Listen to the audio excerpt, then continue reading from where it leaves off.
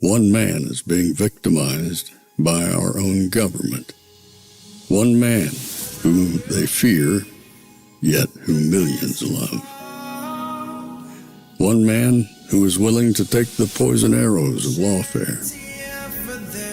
One man whose voice has been taken away by a corrupt judge operating in a corrupt system. One man who has been ridiculed and insulted. One man who refused to back down. One man who refused to back down. One man who refused to back down. One man who stands between us and them. One man that wants to see America protected again. One man who wants to see America prosper again. One man who understands that a man is a man and a woman is a woman. One man who understands and protects the blessing of life. One man who wants to restore American exceptionalism. One man who once again wants to make America that shining city on a hill for all to see. A place where all the people of the world glowingly set their eyes upon. America. One man who unashamedly wants to make America great again. That one man is Donald Trump.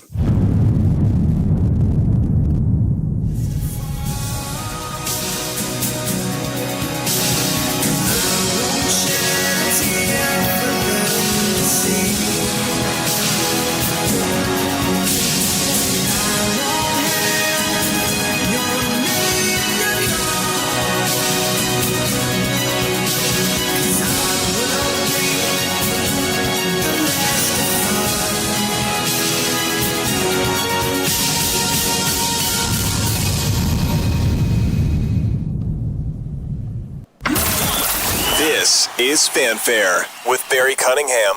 Welcome to the Tuesday edition of the show. I always forget the days just all meshed together at this point. Tuesday usually means press conference today, and today Karoline Leavitt is going to be coming up in about 30 minutes or so, she says. So let's see if she's on time or if she's late. So how are you guys doing today? I'm doing fantastic. Got some good rest last night. Just want to let you know, I couldn't show the movie last night, but I got Hillbilly Elegy already queued up and ready to go tonight when we do the Rumble Jump Over. So let your friends know, get your popcorn. By this time, you probably have a good-sized stash of popcorn, but we will be watching the movie tonight when we do the Rumble Jump Over. We'll do some news, and then we'll do the jump over and watch the movie. But today, before we begin into the press conference with Karoline, as usual, I've got some pre-information to give you. And I was trying to figure out, should I start with some of the new economic news, or should I start with, more of the lamenting and gnashing of teeth about what's going on in Washington, D.C. So I thought, it's still good fodder. It's still fresh in the mind. Let's go with what in the heck is going on in D.C., because this thing is turning into an amazing win for President Trump. No. An amazing win for America. Those of you who have been paying attention understand that this is just a rollout of something that is going to be coming to other inner cities in the very near future. And one of the things that is beyond comprehension is, how is this a partisan issue? We all want safety. As a man, it's inherent in what we do is to make sure that our family, including our animals, are all secure. We want people to be safe. What in the hell is wrong with liberals? Why is it that they're fighting this? And believe it or not, as usual, there are some people on the right fighting it. Oh, it's too much. It's overhanded. No, it's not. If something is completely a problem, And if that problem can't be fixed or wasn't fixed, then somebody has to step in and say, let's fix it. When you hear these statistics, which I'm going to show you are a lie, you have to measure it with one simple retort. It's sort of like when they say, you're not paying your fair share, and you ask them, oh, define fair share. They can never say what a fair share is. And so now they're doing the exact same thing with crime statistics. It's not that bad. To who? How are you measuring bad? There are some people like, hey, I can't even go out of my house. And there are other people like, it's not bad. I didn't get mugged today. Nobody got shot in my neighborhood today. Oh, I understand across the street somebody got broken into, but it's not that bad. If you put bars on your window, you should be okay. If you don't go out at night, you should be okay. It's subjective. There shouldn't be any asterisks. Hey, it was okay as long as you didn't go down this street after, 10 o'clock at night. It's okay as long as you're not white walking down certain neighborhoods. We have to begin eliminating asterisks. There should be no qualification to safety. And what's going to happen, I think this is what's really problematic. They know what the result is going to be. The result's already foregone conclusion. And that's the problem. Because very quickly, like President Trump said, I'm going to get it done quickly. I am going to come in with some overwhelming force, and we're going to fix this. What do you think people are going to say when they experience true safety? Well, anyone with a brain is going to be like, well, this is pretty cool. I can just walk down the street and go to the market? Yep. Pretty cool. I can get in my car and actually stop at a red light and not have my head on a swivel? Yeah. I can go to the club and wear a nice short dress and not worried about being dragged into the bushes? Yeah. Who's going to say no to that? Raise your hand if you are someone who's going to say no to not having to look over your shoulder, not having to cross the street when you see a couple people that look a little unsavory, not having to clutch your bag as you walk around, not having to put merchandise behind glass and locked up. You can't even buy gum. Who's going to say no to that? No one. That's why they're upset. Because they need people afraid. They need people to feel that, it's not safe to go here. It's almost like this an extension of the communistic way that they want to be. They need to control you. They can't control you in every aspect of your life legally, so they have thugs that make sure you don't go here and there. Just imagine freedom again. Just imagine doing all the things that in your mind, you tell somebody, hey, be careful out there tonight. Hey, don't go here. Don't do this. Imagine that wasn't in our vocabulary growing up. It was just the opposite. Just make sure your butt's here at 2 o'clock. Mom expected you to come home. It wasn't like, hey, you're going out with the boys tonight? Yeah. All right, son. Whatever you do, don't do this. No. The only question my mom had when I was growing up was, make sure your butt's back in this house at a certain time. Don't let me have to come looking for you. And most of you my age are like, yep, I remember that. That was the concern your parents had. Hey, here's a dime. You get in trouble, call me. That was the concern our parents had. There was no concern about us even playing in the woods during the day. I'm sure there were predators back then. They just weren't prolific. What did you do when you were a kid? You rode your bike through the woods, did all kinds of things, boy or girl? You're out there cruising. Freedom. Yes, bad things were out there, but they weren't prolific. They didn't dictate our society. Random things happened. It was random. Hey, this little girl disappeared. Oh, this little boy disappeared. It wasn't just prolific where you just couldn't tell your kids to go anywhere. And unfortunately, we got used to it. We got used to saying, honey, give me a call and let me know you're okay. Hey, it's been a half hour beyond the time she said she'd be home. Honey, are you all right? Yeah, I'm fine. I'm at the mall. Okay, just check it. Why are we checking in?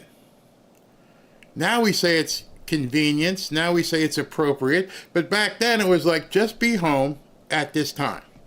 What you did between the time you left the house and by the time you came home, as long as you didn't steal anything and you're out there playing in the woods or building forts or, swinging on ropes and jumping into the water, fishing, going to play basketball, going to play football, and staying out from the time it was bright outside till the time the sun came down, and Mom didn't worry.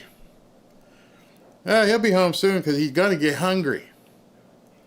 Tell me if I'm wrong. Tell me if I'm making that up. I see they're firing up the stage in there. So that means since they're firing up the stage and getting ready, here they are. Somebody with the audio-visual department checking out the monitors for Karoline. Means she'll be coming up soon. That dude looks like Tim Scott. That's pretty funny. But in any event, yeah, that's what we used to worry about. What time are you going to get home? Not if. And again, I'll put my own asterisk. It's not like that for everybody. There were some people whose kids disappeared or something happened. Nobody I knew.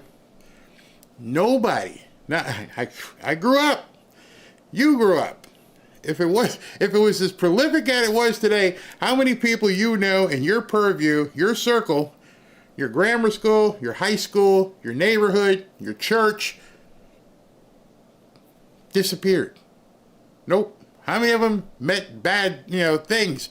And I'm not talking when you got older and you went to nightclubs. And I'm talking about as kids. I'm talking about as young people walking around. Yeah, guys got in fights in bars all the time, but it was okay. We came home. We fought with D's. Nobody got shot. And then it happened. So that's what they're pissed off at. That's what they're so worried about, because they lose control. Because anybody will see what happens when Trump cleans it up. It's going to cause questions. The question's going to be, why didn't you take care of this? You see, the militants are going to be the same way. Oh, it's awful. He's bringing in military force. Shut the hell up. You got military forces running around every night. Every one of these people are armed to the hilt. All kinds of gangs. So it's not that. It's not the fact that there's people with guns running around. Nope, that's not it. We know that's not true because they're already there. The truth of the matter is people are going to wonder why this isn't fixed in my city. Why Chicago? Why not Detroit? Why not St. Louis? Why not Cleveland? Fill in the dot. Blue city, inner city, anywhere. Why are they slums? Why are they complete degenerate hellholes? Who let that happen? Not Trump. Not you, not me. Democrats. And they keep voting these people in because I guess they've just gotten comfortable being lab rats in a ghetto. Why do we have ghettos in the United States of America? We give you everything. You get EBT cards, you get free phones, you get free bus passes, you get free subway, you get everything.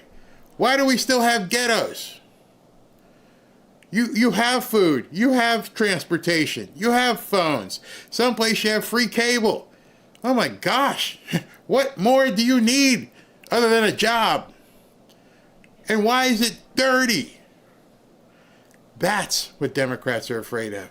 Democrats are afraid of other black people, other Hispanic people. You know, the black and brown people that they worry about? They're worried about those people taking notice and going, wow, this is nice. I can have this. We can actually have good things. Wow, I didn't know this was possible. That's what they're afraid of. All right, listen to it. This was a press conference that Muriel Bowser was at this morning. We think about the circumstances right now. We have more police, and we want to make sure we're using them. Are you concerned at all that some of the police that are out there are FBI agents who are assigned to offices who are now patrolling the streets at night? I'm going to rely on the police chief to work with her counterparts to make sure people are being deployed in a useful way. Okay, here's a problem I have right off the bat.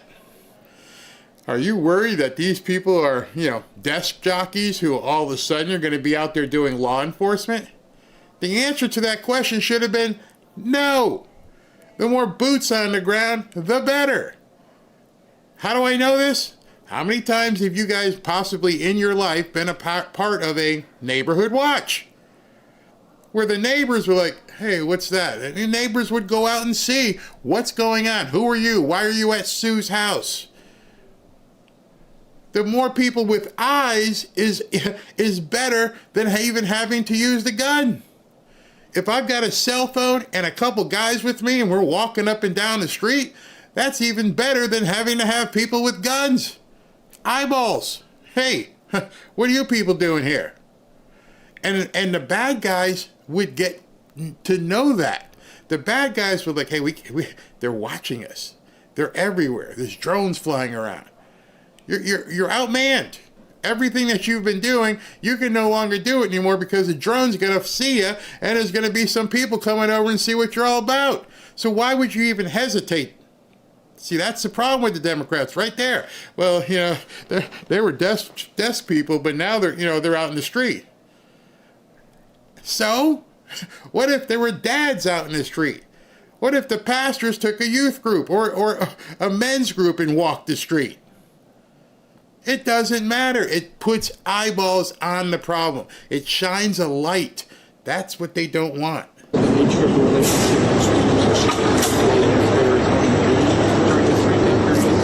It's going to be, she's going to work hand in hand with the people that the president has designated.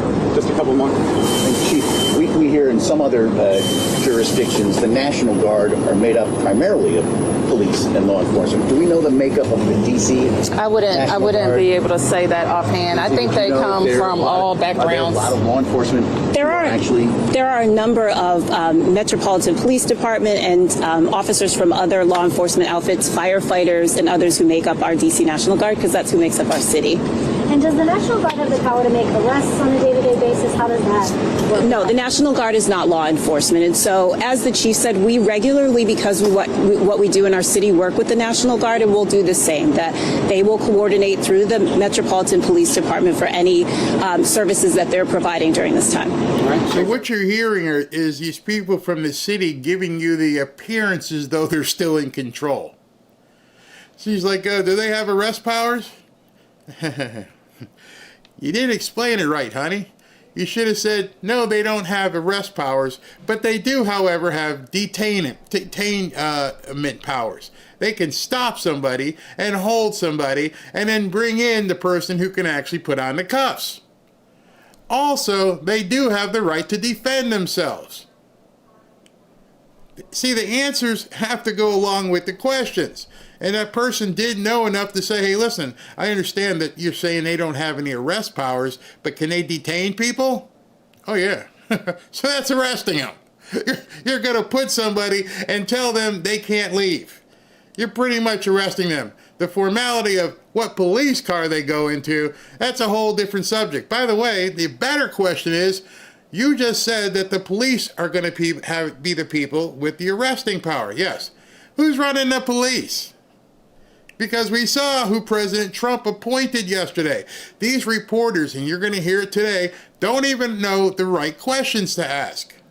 So you can't give news because you're not asking the right questions. You think what she told you was the answer. Thank you. Thank you.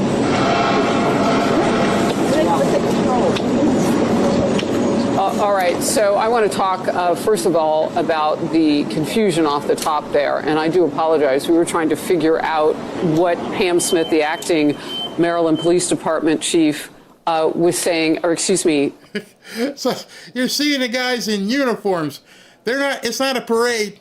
They're not there just to do. No. What do you think they're there for? They're not statues. They're out there to do stuff. MPD, DC police chief, was saying ahead of the comments of the mayor, who we've heard from, Miro Bowser, a couple of times now about the president's crackdown. And this brand new video is where we started this hour. And so they are meeting with Pam Bondi, the United States Attorney General, and they're going to talk about it. And you just heard the mayor saying it. I mean, this is something we haven't heard from a lot of Democratic leaders. In fact, I can't pick another one who says we're going to work with what the president has put into place at this point. And you remember... You understand why she said that, right? She doesn't have a choice. See, at this point, the Democrats are going to have to swallow the fact that you don't have a choice anymore. If you get in her way, guess what happens, Miss Bowser? You are no longer Mayor Bowser. You are now inmate Bowser. You can't get in front of Pam Bondi and try to hinder what she's going to be doing. So of course she's going to cooperate. I still want to collect my $250,000 and pass go. I still got to get paid.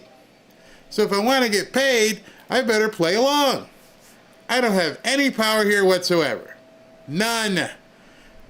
And I don't care if people think that's authoritarian or what. Swallow it, get over it, don't get over it. I don't care.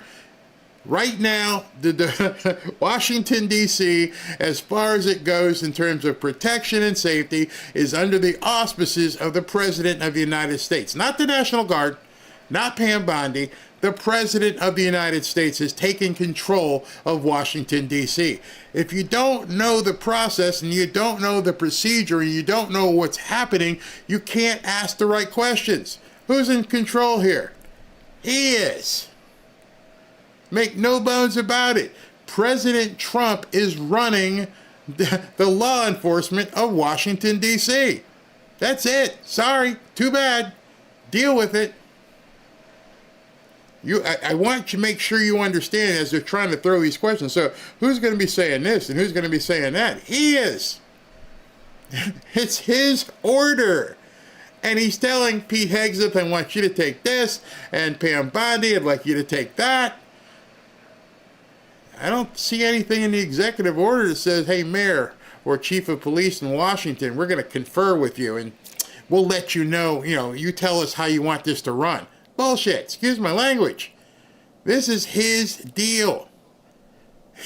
Just want you to know that. For just a little while ago, when we showed you Secretary of Defense Pete Hegseth saying that they are multiplying the force on the ground, that this is a force multiplier. They're going to work with those local law enforcement to make sure that this outbreak and violent crime in the nation's capital ends immediately. They have 30 days plus if it's needed.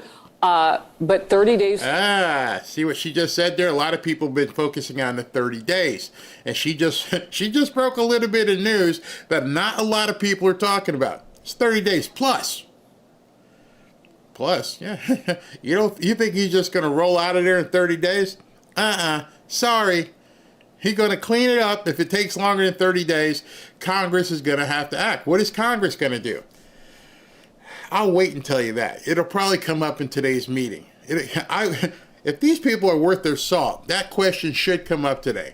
Hey, Karoline, yeah. So what happens at the end of the 30-day period? Listen for that question. Go ahead and write it down. Hey, Barry just mentioned something. Is anybody going to ask this question? What happens at the end of the 30-day period? What will President Trump do? And then just shut up and let her answer. Don't look around for it on television. They're going to be crying and moaning and bitching and all whining and everything. That's a big question. What is going to happen at the end of these 30 days? Because everybody thinks it's really, really temporary. Watch what happens. Start to get this done. The police department is under federal control. So when you hear the mayor of D.C. saying that they are now going to work together and figure out how best to put people in great places and do all the things, make no doubt about it. Her police force is under federal control. So we are. Who said that? I said that. Who said that? I said that. Yeah, you can say what you want in the press, honey. I don't care if you say it in the press, but as you're watching these guys walk around and they're hanging out and they're getting ready to deploy in your city, they're not answering to you. They're not answering to your DEI police chief. Those people there, they understand what a chain of command is. I saw a piece earlier where the police chief in Washington could answer the question. Hey, what's the chain of command? What do you mean? She didn't even know. Well, I'm pretty sure I can tell you those guys and those ladies that are getting put in place, and right now they're looking at the surroundings and figure out pretty soon they're going to be armed, and then they're going to be in control, and they're going to work under the auspices of somebody, not you. It's pretty simple. It's very simple at this point to understand. Make no doubt about it. Call it whatever you want. Save face on camera. Be nice. Yeah, we're working hand in hand with the department. You think hand in hand? You think Judge Janine and Pam Bondi and Kash Patel are reporting to Mayor Bowser? No. You're on a need-to-know basis. And the only thing you need to know is stay out of our way. And you get to keep getting paid. Actually, she's got a good gig right now.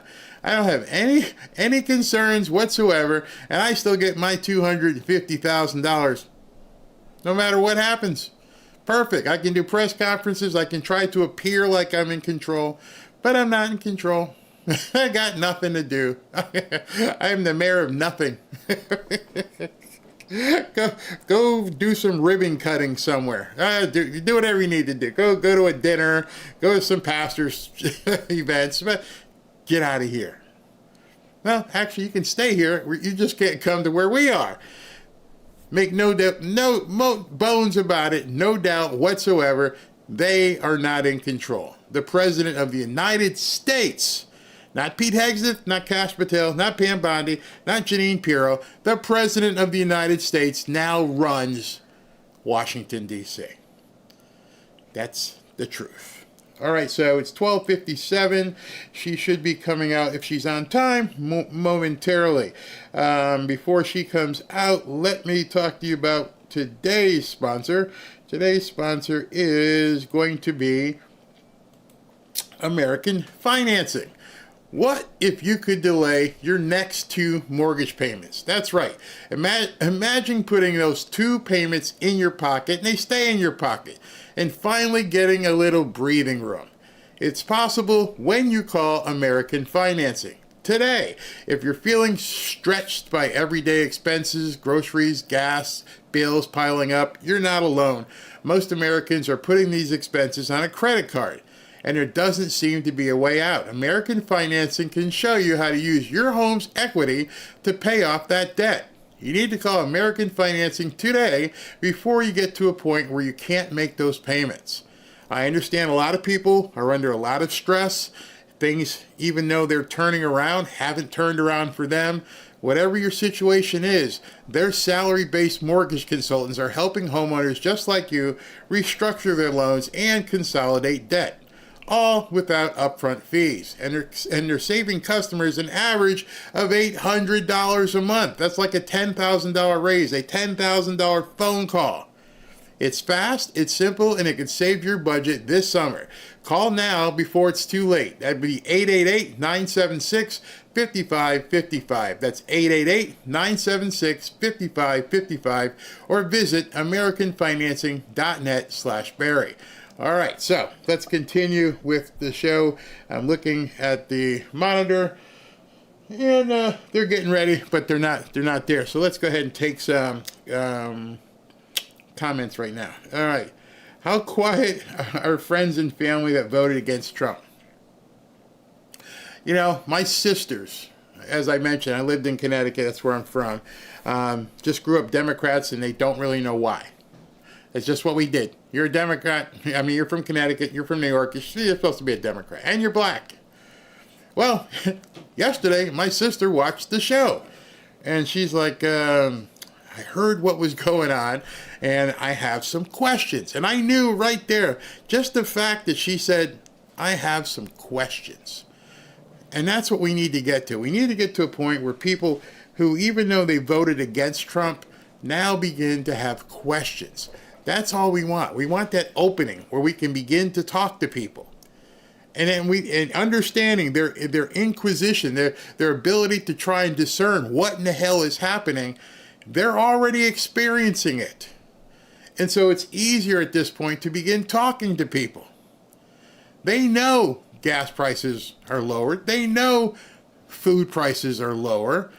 They understand what's going to happen when the Federal Reserve drops interest rates.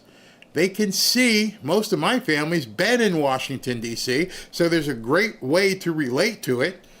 So that it's actual things that they can tangibly feel. Now they've got questions. And soon those questions will turn to, well, why did they do this before? And that's another thing Democrats are really pissed off about, because once they do that, once they begin questioning why weren't things done before, that's where your opening is. Because the only answer to all of this, more gas, cheaper food, lower interest rates, safer cities, the only answer is one. You voted for the wrong person. You've been lied to. But you can't beat them over the head with it, because then they'll just basically recoil. And nobody likes being beat over the head. We have to lead them there. And once I'm just checking the feed here. Once you lead them there, let them understand the mistake that they made. Any thinking adult is going to just say, so you're telling me we could have had Washington, D.C. cleaned up a long time ago, and Baltimore, and Detroit, and St. Louis, and fill in the blank. Yeah. How do you bitch about that? Yeah. That's what happened to me. Okay, Christina. That's what happened to me. I started questioning and found out the right answers. That's all it takes. Get people to start wondering why and asking questions. Don't beat them up here. You should be MAGA. You should. No. It's a simple thing. You're at lunch. You know what? Hey, Susie. Why did nobody else try to clean up Washington, D.C.? And just watch and listen to them. Because I don't know. So you mean Trump's the first person to just think to go and clean out the inner cities? Aren't you from Chicago? Yeah. Why is there people getting shot every single week and nobody's done anything about it? And if you ask the questions that you already know the answers to, you're asking questions like a lawyer. You already know the answer. It's going to be easy conversation. Because when you say, why is this way, they're going to... and you already know the answer. Why are they just shooting up people in Chicago and nobody's doing anything? If they allowed the police to do their jobs, most of this would never have happened. Completely. I still know 4 people who hate Trump. See, now, this is the opportunity shifted away from Trump. There's nothing to do with Trump anymore. See, you're looking at it in the wrong lens. When you approach these people, and it's really interesting when you do it. Let me put up the feed so we can see you're not missing anything. It's really easy to get off kilter when you're talking about things and people say, I hate Trump. Don't approach him about hating Trump.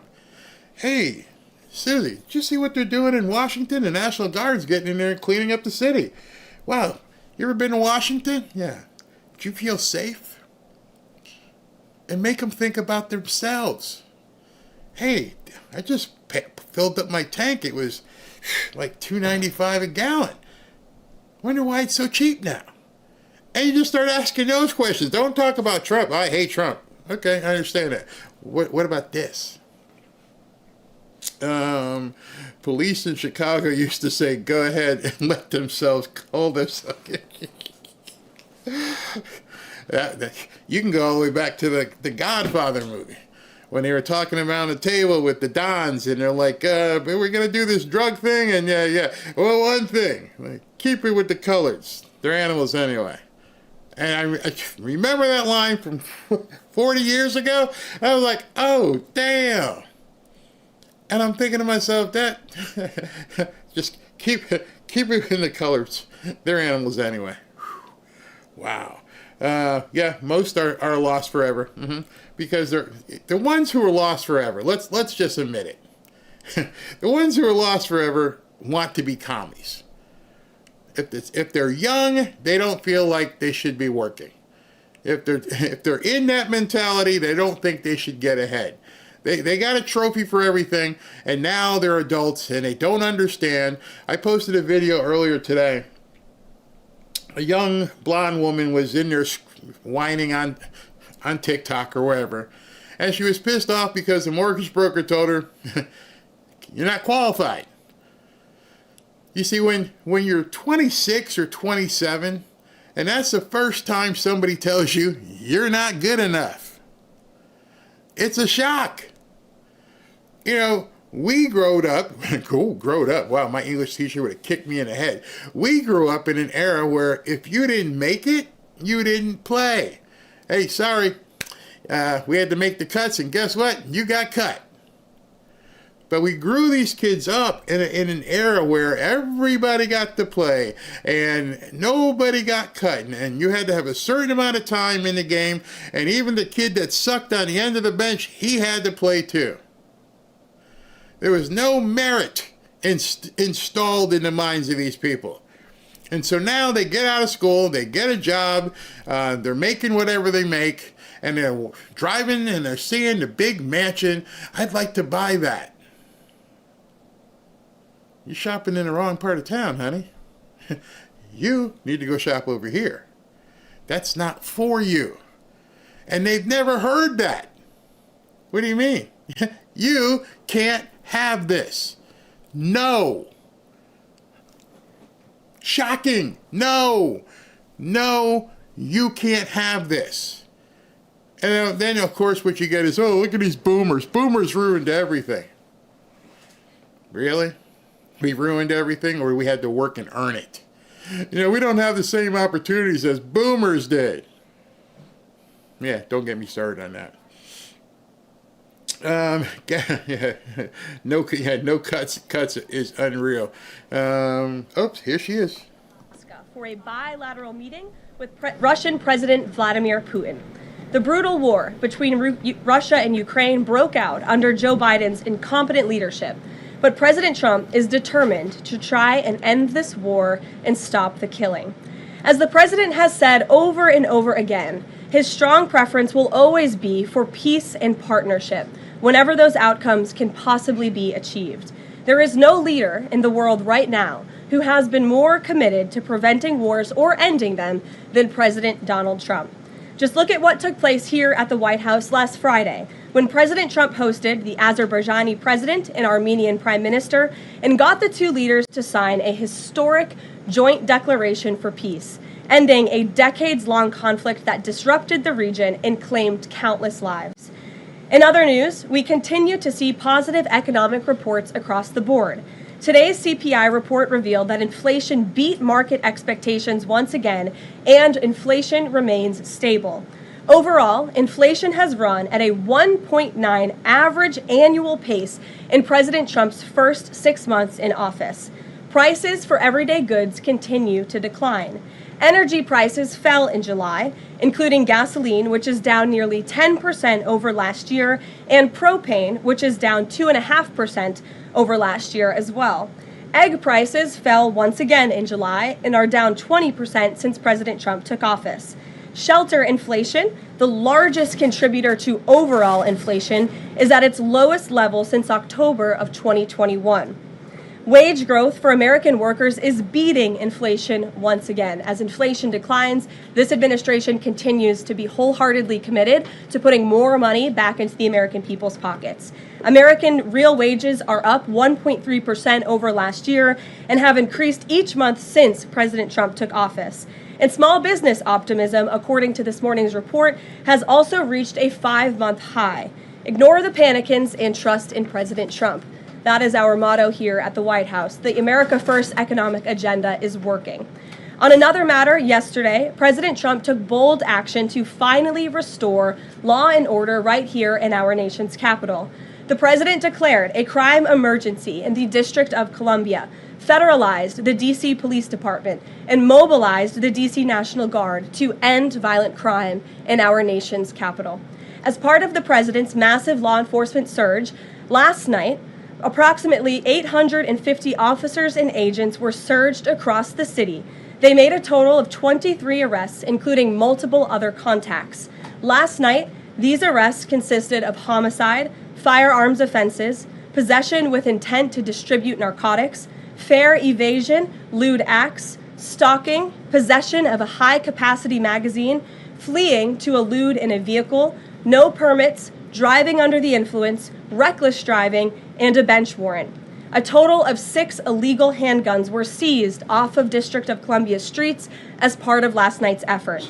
This is only the beginning. Over the course of the next month, the Trump administration will relentlessly pursue and arrest every violent criminal in the district who breaks the law, undermines public safety, and endangers law-abiding Americans. President Trump will not be deterred by soft-on-crime Democrats and media activists who refuse to acknowledge this rampant violence on our streets. He is going to make our nation's capital the most beautiful and safe city on earth, just as he promised on the campaign trail. Staying on the topic of public safety, the Trump administration continues to shatter records on border security. According to brand new numbers released this morning from Customs and Border Patrol, illegal crossings have fallen to all-time lows once again. Here were the records set in July. Again, these numbers were released this morning. The lowest monthly nationwide encounters ever, down nearly 90% from the monthly average under the Biden administration. The lowest monthly Border Patrol apprehensions nationwide ever, smashing the previous record set the prior month in June. The lowest monthly Southwest border apprehensions ever. The lowest daily apprehension average ever. The lowest single-day apprehensions ever. And for the third straight month, there were 0 illegal aliens released into the country. Let me repeat that remarkable statistic. For the third month in a row, not a single illegal alien was released by the Trump administration into the United States of America. This is historic. Under President Trump, this border is the most secure it has ever been. When you fortify the border, when you restore deterrence, and when you empower Border Patrol agents and our brave men and women in uniform to actually do their jobs to enforce our laws, like this president has, this is the incredible result. And in the interior of our country, criminal illegal aliens continue to be arrested and removed. Here are some of the criminals arrested by ICE in just the last few days. ICE Buffalo arrested an illegal alien from Jamaica convicted of attempted murder. ICE Buffalo also arrested an illegal alien from Ecuador convicted of leaving the scene of an accident resulting in death. ICE Houston arrested an illegal alien from Mexico convicted of manslaughter. ICE Newark arrested an illegal alien from Mexico convicted of the sexual assault of a minor. ICE Dallas arrested an illegal alien from Mexico convicted of assault causing bodily injury. And already the Trump administration has arrested more than 300,000 illegal aliens in 2025. Again, more than 300,000 illegal alien criminals have been arrested in the interior of our country in the first 6 months of this administration. And despite many false reports in the media, nearly 70% of these arrests have been criminal aliens with criminal charges or prior convictions. This is success all around. This is removing the most dangerous public safety threats from America's communities and returning these individuals to their home countries. So there's been success all around.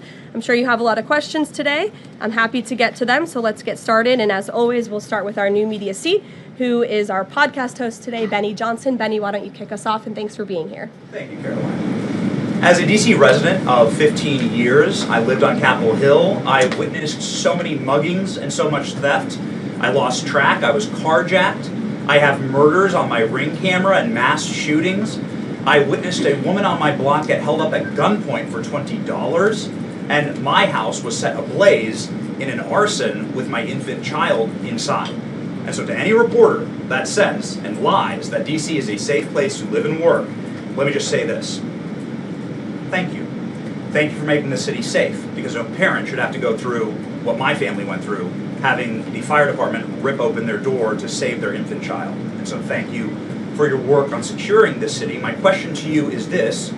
Nancy Pelosi has attacked the president for deploying the National Guard to the city, saying that it is to cover for his incompetence. Hillary Clinton has also attacked the president for securing the city of Washington, D.C. I'd like to get your response to Nancy Pelosi and Hillary Clinton. Sure. Well, first of all, Benny, I'm so sorry that happened to you and your family. There have been, unfortunately, far too many victims of crime in this city, and I know the majority of residents in the District of Columbia agree with you. In fact, a new poll from the Washington Post I was reading this morning, this was released in May of 2024, so it's quite funny how many of you in the media agreed with what the president was saying yesterday, but now once the president says it, many of you are disagreeing with him. But this poll released by the Washington Post found that 65% of district residents think crime is an extremely serious or a very serious problem, and this was up from 56% last year. So the concern that you share with so many other residents in the District of Columbia is real, and that's why this president is taking action to address it. To get to the heart of your question, I think it's despicable that Democrats cannot agree that we need more law and order in a city that has been ravaged by violence, crime, murders, property theft. This should be a winning issue for all Americans. I don't understand. It's just anything President Trump does, the Democrats want to disagree with. I think the president would love to work with Democrats on this issue to bring law and order to America's cities, but unfortunately they have failed, and that's why he's taken this historic action to federalize the National Guard. And as you're seeing from last night's numbers, we already have seen success. We are removing violent offenders, we are arresting criminals, and we are removing drugs and firearms off of the streets of the city to make it safer for all of its residents. Just a very quick follow-up to that. Given the heroic actions of a member of this administration just a few blocks from this building, will the president consider giving the Presidential Medal of Freedom to Big Balls? I haven't spoken to him about that, but perhaps it's something he would consider. I'll ask him and get back to you, Benny. Thanks for being here. Gabe. Thank you, Karoline. Regarding the Putin and President Trump summit on Friday, why not invite Ukrainian President Zelensky to that summit? I know the president said yesterday that he planned to speak with him right after the summit and even before, but why not invite Zelensky, and whose decision was it to not invite him? Was it the president or was it President Putin? Well, this meeting came about because the president of Russia asked the president of the United States to meet through his special envoy, Steve Witkoff, who, as you all know, traveled to Russia to have a conversation with Putin at his request. And so the president is agreeing to this meeting at the request of President Putin. And the goal of this meeting for the president is to walk away with a better understanding of how we can end this war. And the president said at this podium yesterday when he joined all of you in the room that he hopes in the future there can be a trilateral meeting with these three leaders to finally bring this conflict to an end.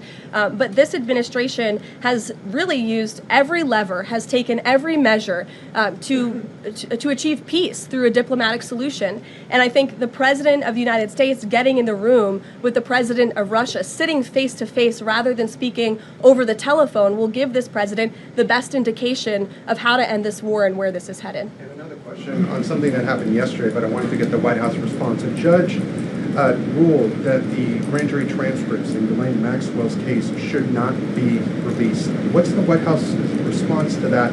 And do you plan to appeal? And what do you tell President Trump's supporters who want that information released? We think that decision is unfortunate. Of course, we moved to unseal that information because the president has said he wants to see credible evidence released. As for the appeal process, I would defer you to the Department of Justice for that.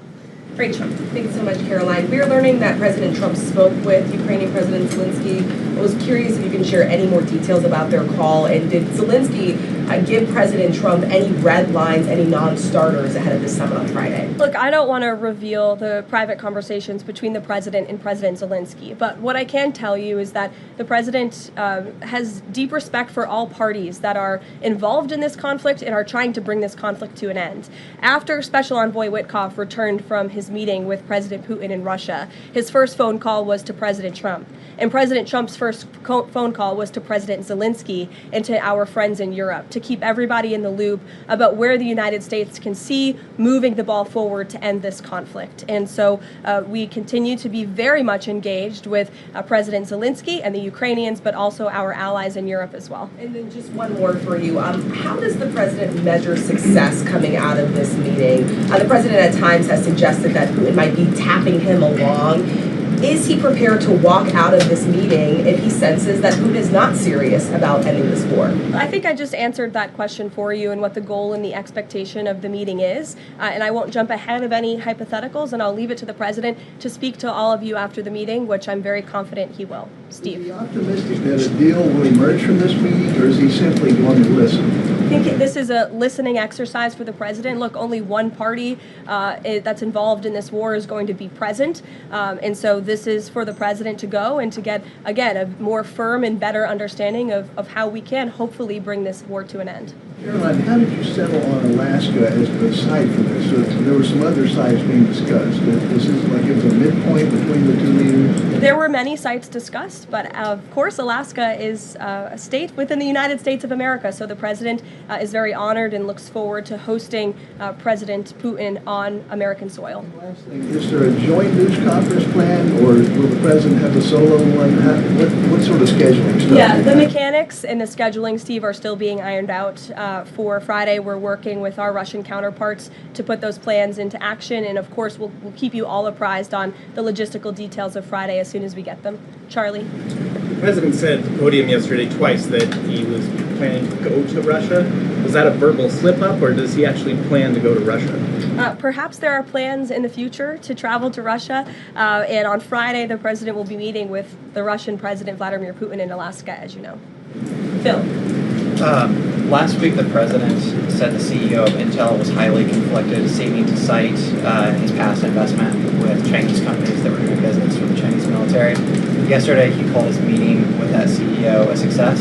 So what can you tell us about what the Intel CEO said to President Trump that changed his mind? The president put out a statement that you cited, Phil. I will leave it at that. He shared his thoughts on that meeting and how it went, and for any further comment on that, I'll leave it to him to make. Will the Bureau of Labor Statistics continue to put out monthly jobs reports? Well, look, what I'll tell you about the Bureau of Labor Statistics, I believe that is the plan and that's the hope, and that these monthly reports will be data that the American people can trust. As you know, the Bureau of Labor Statistics has made massive revisions after the last several reports that they have put out. And there has certainly been a decline in the quality and the reliability of data coming from the Bureau of Labor Statistics, and there's been an increase in revisions. And this president and the administration is finally tackling this problem that so many have talked about, and the president is actually doing something about it. We need to restore new leadership that we can trust. As you know, the president has appointed someone new to take over the BLS, and so we need to look at the means and the methods of how the United States is acquiring this very important data, and all of that is going to be done, and the goal, of course, is to provide honest and good data for the American people to make very important economic decisions on. Michael. Thank you, Karoline. Two questions, if I may. The president has talked about land swaps between Russia and Ukraine. Vladimir Putin says he wants Russia to hold on to Russian-occupied territory in eastern Ukraine. Is the White House at all concerned about the messaging that potentially giving over or allowing for Russia to maintain its occupied territory in eastern Ukraine, what that might say to other U.S. adversaries like China? Look, right now, the President of the United States has done more to end this war than his predecessor, Joe Biden, who allowed this war to take place. This war, don't forget, happened at the result of the weakness and the incompetence of the previous administration. And so the president inherited this conflict, and he is determined to end it. And it's a very complex and complicated situation. As for the details of the plans that have been kind of tossed back and forth, I won't get into those, and I will let the President of the United States discuss those plans with the President of Russia, with our European allies, and the President of Ukraine, Zelensky himself as well. Sure, go ahead, in the green. Thank you, Karoline. As far as the policing and security operations, speak up. Is there a timeline? Do we know what success looks like? Is it going to last longer than 30 days? And also, is there going to be an immigration enforcement aspect to this? So can you speak up a little bit? The air conditioning is bumping in here for all of you today after yesterday's heater, so we've got to talk up. You're welcome. Go ahead. Is there a timeline for the security operations here in D.C., and also is there going to be an immigration component to this, and what would that look like? Look, if law enforcement officers encounter a criminal in this city and they are an illegal alien, of course the appropriate measures to detain and deport that individual will be taken, as they should. No city should be a sanctuary for anyone other than law-abiding American citizens, and that has been the position of this administration since day one. As for the timing, we will reevaluate and reassess and make further decisions after this 30-day period is up. But within these 30 days, our entire focus is making sure that this is the most efficient operation possible and that we are removing as many criminals from the streets and we are cleaning up D.C. as best as we can and working with the Metropolitan Police Department to do that. I know the mayor just spoke several minutes ago. I was watching her on television, and she said that an increase in law enforcement officers on the streets will be helpful to deter crime in this city. And we look forward to working with these brave men and women of the Metropolitan Police Department to remove criminals off of our streets and to keep law-abiding citizens in the district safe. Josh. Thank you. The president weighed in on Jay Powell again today, you might have seen. He said that he's considering allowing a major lawsuit against Powell to proceed because of the, quote, horrible and grossly incompetent job he has done. Can you tell us about that? What lawsuit is he talking about? He's considering a lawsuit, and I won't speak on it any further. I will allow the president to do that himself. Is it fair to say the administration is considering suing the Fed chair over this renovation? That's what the president is saying. Has he had discussions with anyone about this, or is this just how advanced is this right now? At this moment in time, the president is considering a lawsuit against the Fed, and I will leave it to him to comment further on it.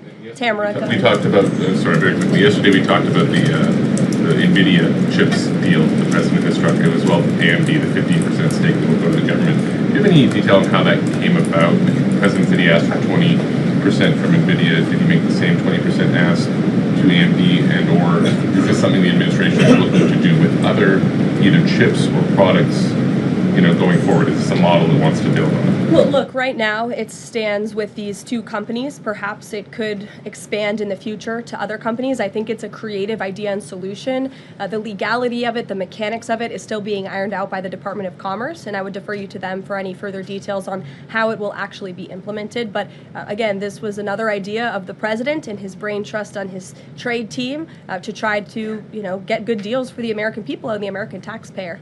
The report that China is discouraging use of the H20 to some companies. Since this, we're reporting that overnight there was private guidance sent to companies not banning the chip but urging them to steer away from it. I wondered if you have any response to that. I haven't read the report. I will, and we'll get you a comment on it. Tamara. Thank you. Last week, the meeting with Putin was sort of described potentially as an opportunity for a deal. Now it's a feeling out. Has there been a shift in expectations within the White House or an effort to temper expectations about what success looks like for this meeting? Well, I mean, look, I think both can be true, right? The president has always said he wants a peace deal. He wants to see this war come to an end. But this bilateral meeting is a bilateral meeting between one party in this two-party war, right? You need both countries to agree to a deal. The president is accepting this bilateral meeting with Putin on Friday, and I will let him speak further to it after it concludes about how he felt it went.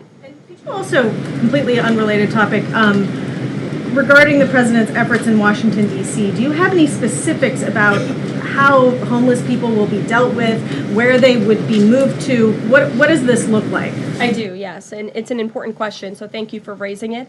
The Metropolitan Police Department, with the support of the new federal agencies who have been surging on the streets of the District of Columbia, are going to enforce the laws that are already on the books here in Washington, D.C. For far too long, these laws have been completely ignored, and the homelessness problem has ravaged the city. So D.C. Code 22-1307 and D.C. Municipal Regulation 24-100 give the Metropolitan Police Department the authority to take action when it comes to homeless encampments. So homeless individuals will be given the option to leave their encampment, to be taken to a homeless shelter, to be offered addiction or mental health services, and if they refuse, they will be susceptible to fines or to jail time. Again, these are pre-existing laws that are already on the books. They have not been enforced, which is part of the reason for this federalizing of the National Guard to bring in this assistance for law enforcement. While we are targeting criminals and trying to remove criminals off of the streets, we also want to make DC safe and beautiful, and that involves removing mentally disturbed individuals and homeless encampments as well. So we will be using these regulations and code that already exists to clean up our streets. And we've already had great success. Not many of you picked up on this, but the United States Park Police has actually done remarkable work in terms of removing homeless encampments from the city. Since the president signed this executive order in March, 70 homeless encampments have been removed by the U.S. Park Police. There are only 2 homeless encampments remaining in D.C. federal parks under the National Park Service's jurisdiction, and the removal of those 2 remaining camps is scheduled for this week. So the U.S. Park Police will be leading this effort alongside MPD. Just very quickly, he had talked in one of his social media posts about moving them very far outside of the city. Is that off? No, it's not off. We're exploring how we could do that. But again, homeless shelters, offered addiction and mental health services, or jail if they refuse are the options on the table right now. And we'll continue to explore that option. Sure. Thank you so much, Karoline. President Zelensky said moments ago that he thinks Russia is preparing for a new offensive on at least 3 different areas of the front line. Is this something that you could confirm based on U.S. intelligence? And if the president sees that Putin is indeed planning major new offensive or moving troops, would he call off the meeting on Friday? I'm not in a position to confirm or deny or comment on that intel at this time. Monica.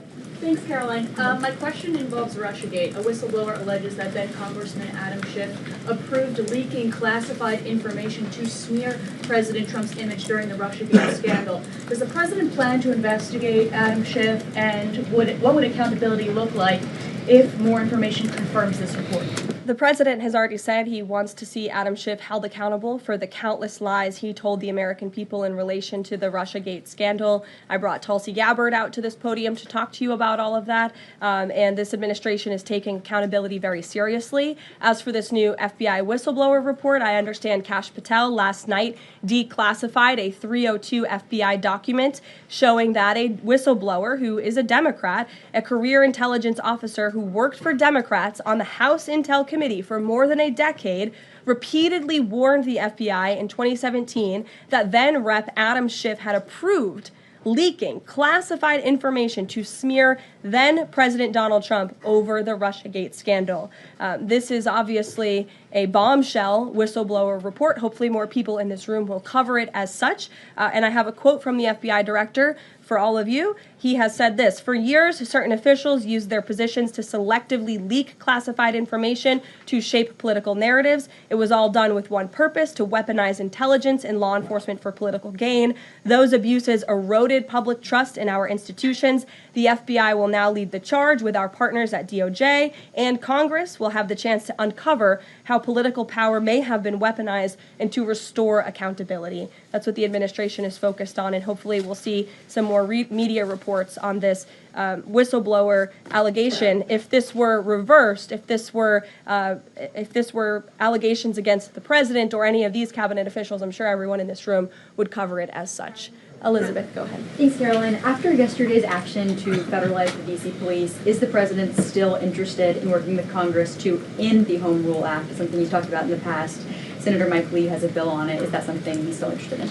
The president is very much still interested in working with Congress to address many of the issues that have plagued Washington, D.C., such as the cashless bail policy, which has been a complete disaster for the city. Juvenile delinquency is another major problem in the city that Congress can address. So I know Congress is on recess right now. When they get back to work to Washington, this president looks forward to having these conversations with our friends on Capitol Hill so we can work with them to make D.C. safe and beautiful again. And again, we encourage Democrats to join us in this effort. Perhaps their approval ratings would move up a little bit if they did. I saw a new poll today. Democrat approval rating is at an all-time low, 32%. If they could just stand by the basic notion of law and order, perhaps they would see that tick up a bit, and we welcome them to do that. Dasha. Thanks, Caroline. President Trump yesterday at this podium indicated this, so has NATO Secretary General Mark Rutte, that in order for peace to happen, it is very likely that Ukraine will have to cede some land to Russia. Zelensky has repeatedly said no land for peace. That's not going to happen. Has this administration communicated to Zelensky that he's going to have to change that position? Look, I appreciate your asking that question in a different way than your colleague Michael in the back. I don't want to get into the details of these negotiations and these discussions that have taken place out of respect for where we are right now, and I'll let the president speak on it further if he wishes to. One more about Israel. I know the president has had a call with Prime Minister Netanyahu recently. Netanyahu is planning to seize the remainder of Gaza City. What is the administration's position on this move by Israel's government? Look, this is an incredibly complex and complicated war that, again, was inherited by this president, by his predecessor, Joe Biden.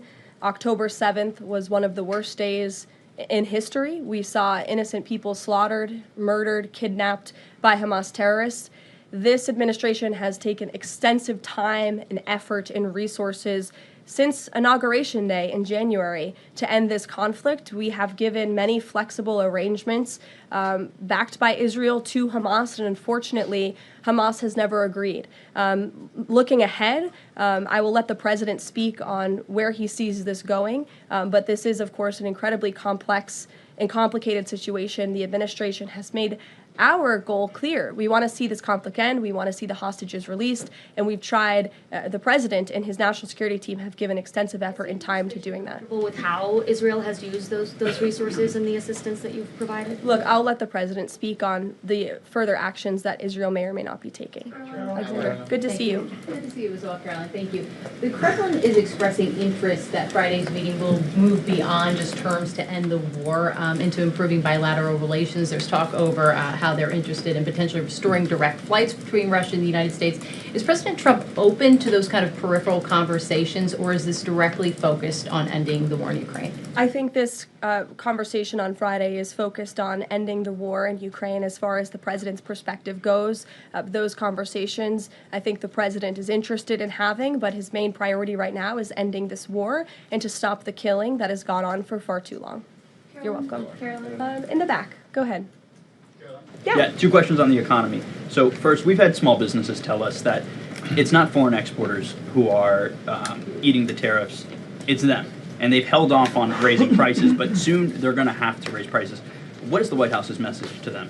The White House's message to our small business owners across the country is you have never had a better ally or friend or supporter in this White House than President Donald Trump, who is a businessman himself, who understands your concerns and who wants to restore wealth back to our country through the powerful use of tariffs. And that's what he's focused on doing while simultaneously driving down costs. You have to remember, we are 6 months into this administration, and we had a president who had no business experience, had no idea what he was doing, and who funneled billions of wasteful spending dollars into our economy, which created the worst inflation crisis in a generation. Now this president is focused on tackling inflation, deregulating, cutting costs, cutting red tape to make it easier for small business owners to thrive. And again, the economic indicators show that we are moving in the right direction. In January, when this president showed up to the White House, the 6-month annualized core inflation rate was 3.7%. Today, 6 months later, the 6-month annualized core inflation rate is 2.4%. So we are trending in the right direction. Moving forward, since President Trump took office, for another 6 months, inflation will be tracking at 1.9% at this trajectory. You look at grocery prices, they fell, energy prices fell, fuel oil fell, ship fares fell, propane fell, butter, margarine, eggs, non-prescription drugs. You go through the list of items that are falling. And then I would also point to that report this morning showing that small business optimism has reached a 5-month high. So look, we inherited an economic mess from the previous administration, but this administration is focused on fixing it every day. And part of that is signing the largest tax cuts into law to put more money back into the pockets of these small business owners. Just on the BLS, they collect the inflation data, obviously. If the jobs data is not reliable, should Americans trust the inflation data? Well, look, the jobs data has had massive revisions. We want to ensure that all of the data, the inflation data, the jobs data, any data point that is coming out of the BLS is trustworthy and is accurate, which is why the president has restored new leadership at the BLS. Sure, go ahead. Yeah, okay. Hi, thank you. So Gavin Newsom has said that California is going to sue in response to the government's demand for $1 billion from UCLA over the DOJ's anti-Semitism findings. Newsom has called this extortion and ransom, so I'm wondering what the White House's response is to Newsom on UCLA. Bring it on, Gavin. This administration is well within its legal right to do this, and we want to ensure that our colleges and our universities are respecting the First Amendment rights and the religious liberties of students on their campuses, and UCLA has failed to do that. And I have a whole list of examples that I will forward to Gavin Newsom's press office if he hasn't seen them himself. Brett. Thanks, Caroline. What was the reason that President Trump chose to move on from Billy Long as IRS commissioner? Look, I think the president wants to see Billy Long as the ambassador to Iceland. As you know, that is where he will be headed. And the president loves Billy Long, and he thinks that he can serve the administration well in this position. For now, Secretary Scott Bessent will be the acting IRS commissioner. Timeline for announcing a new pick? Go ahead. Thank you. Oh, Ed, go ahead, but then in the back. Yes. Go in the back first. Okay, sure. Thanks, Caroline. One foreign policy and then one domestic question, if I may. There are roughly 30,000 children from Ukraine who have reportedly been abducted and are kind of dispersed around Russia. They've been showing up on these websites for adoption. Is their return a red line for the president in any deal ending the war? The administration is aware of these reports. I don't want to set red lines for the president on his behalf from this podium. However, the president did encourage Ukraine and Russia to speak directly to one another in terms of these humanitarian issues. And we have seen progress. You have seen prisoners of war swapped between these two countries as a result of these direct talks, as well as children, and that remains a concern, but it's one that Russia and Ukraine need to iron out together, which is why this president has encouraged them to speak. Okay, and then if I can, the D.C. action real quick. The president said yesterday that this is a model federalizing the National Guard that could be used to combat really high rates of crime in other cities like Chicago, LA, Baltimore. What sort of authority would he have to deploy forces like that, absent the Home Rule Act? Look, the president is speaking about what he'd like to see take place in other cities around the country. Right now, this administration is focused on making D.C. safe and beautiful again. When the time comes, we'll talk about that. But I will note that the president wants to see all of our nation's cities be safe. But I think starting with our nation's capital is a great place to begin, and it should serve as a model for the rest of the country. Ed. Just to bind up a few of the D.C. things, because a lot of them have been asked, but in talking with Congress about potential changes to home rule and whatever else, would he also push the House to finally pass D.C.'s budget so that it has access to all that money that it does need for policing, for schools, and for other services here in the city? Yes, and as you know, he has done that. He put out a statement calling on the House to take up the Senate's legislation, and he stands by that position. Let me take you back to something from last month. You guys announced the president was diagnosed with chronic venous insufficiency after his legs were seen swelling. How's he being treated for that? And while you were upfront about those health issues, curious if the White House would be willing to let us speak with his physician directly about those health issues. I know there were a lot of concerns about the last White House not making the physician available. Would the physician be available in this case? I don't want to make that commitment on behalf of the physician, but it's certainly something we can look into and explore out of the effort of transparency, because unlike the previous White House, there is nothing to hide. You guys see this president working around the clock, literally 24/7, all of the time, and I will be happy to look into that request. Can we at least get an update on how he's being treated for the swelling legs and for the hands and the other issues? Look, you see the president every day. He's moving, he's working, he's continuing. There have been no adjustments made to his lifestyle. Hey, Caroline, I have two questions, one on D.C., but on the Putin meeting on Friday, does the president plan to meet with Putin one-on-one? Yes, that's part of the plan. And as for the other mechanics and logistics, I will let our team speak to that when they're ironed out. And on what's happening in D.C. with the federal takeover, what we've heard from the mayor and the police chief is that their understanding is there has been no change in the leadership structure. In the White House's view, who is in charge of the MPD right now? If you read the executive order, it will tell you the leadership structure is as follows. We plan to work with the Metropolitan Police Department, but ultimately the chain of command is as such. The President of the United States, the Attorney General of the United States, our DEA Administrator, Terry Cole, who is now serving ahead of the Chief of the Metropolitan Police Department. And they will be working together. Nope, Terry Cole, as you heard from this briefing room yesterday, is in charge of the Metropolitan Police Department, and he's working with the chief to ensure that law enforcement officers are allowed to do their jobs in this city.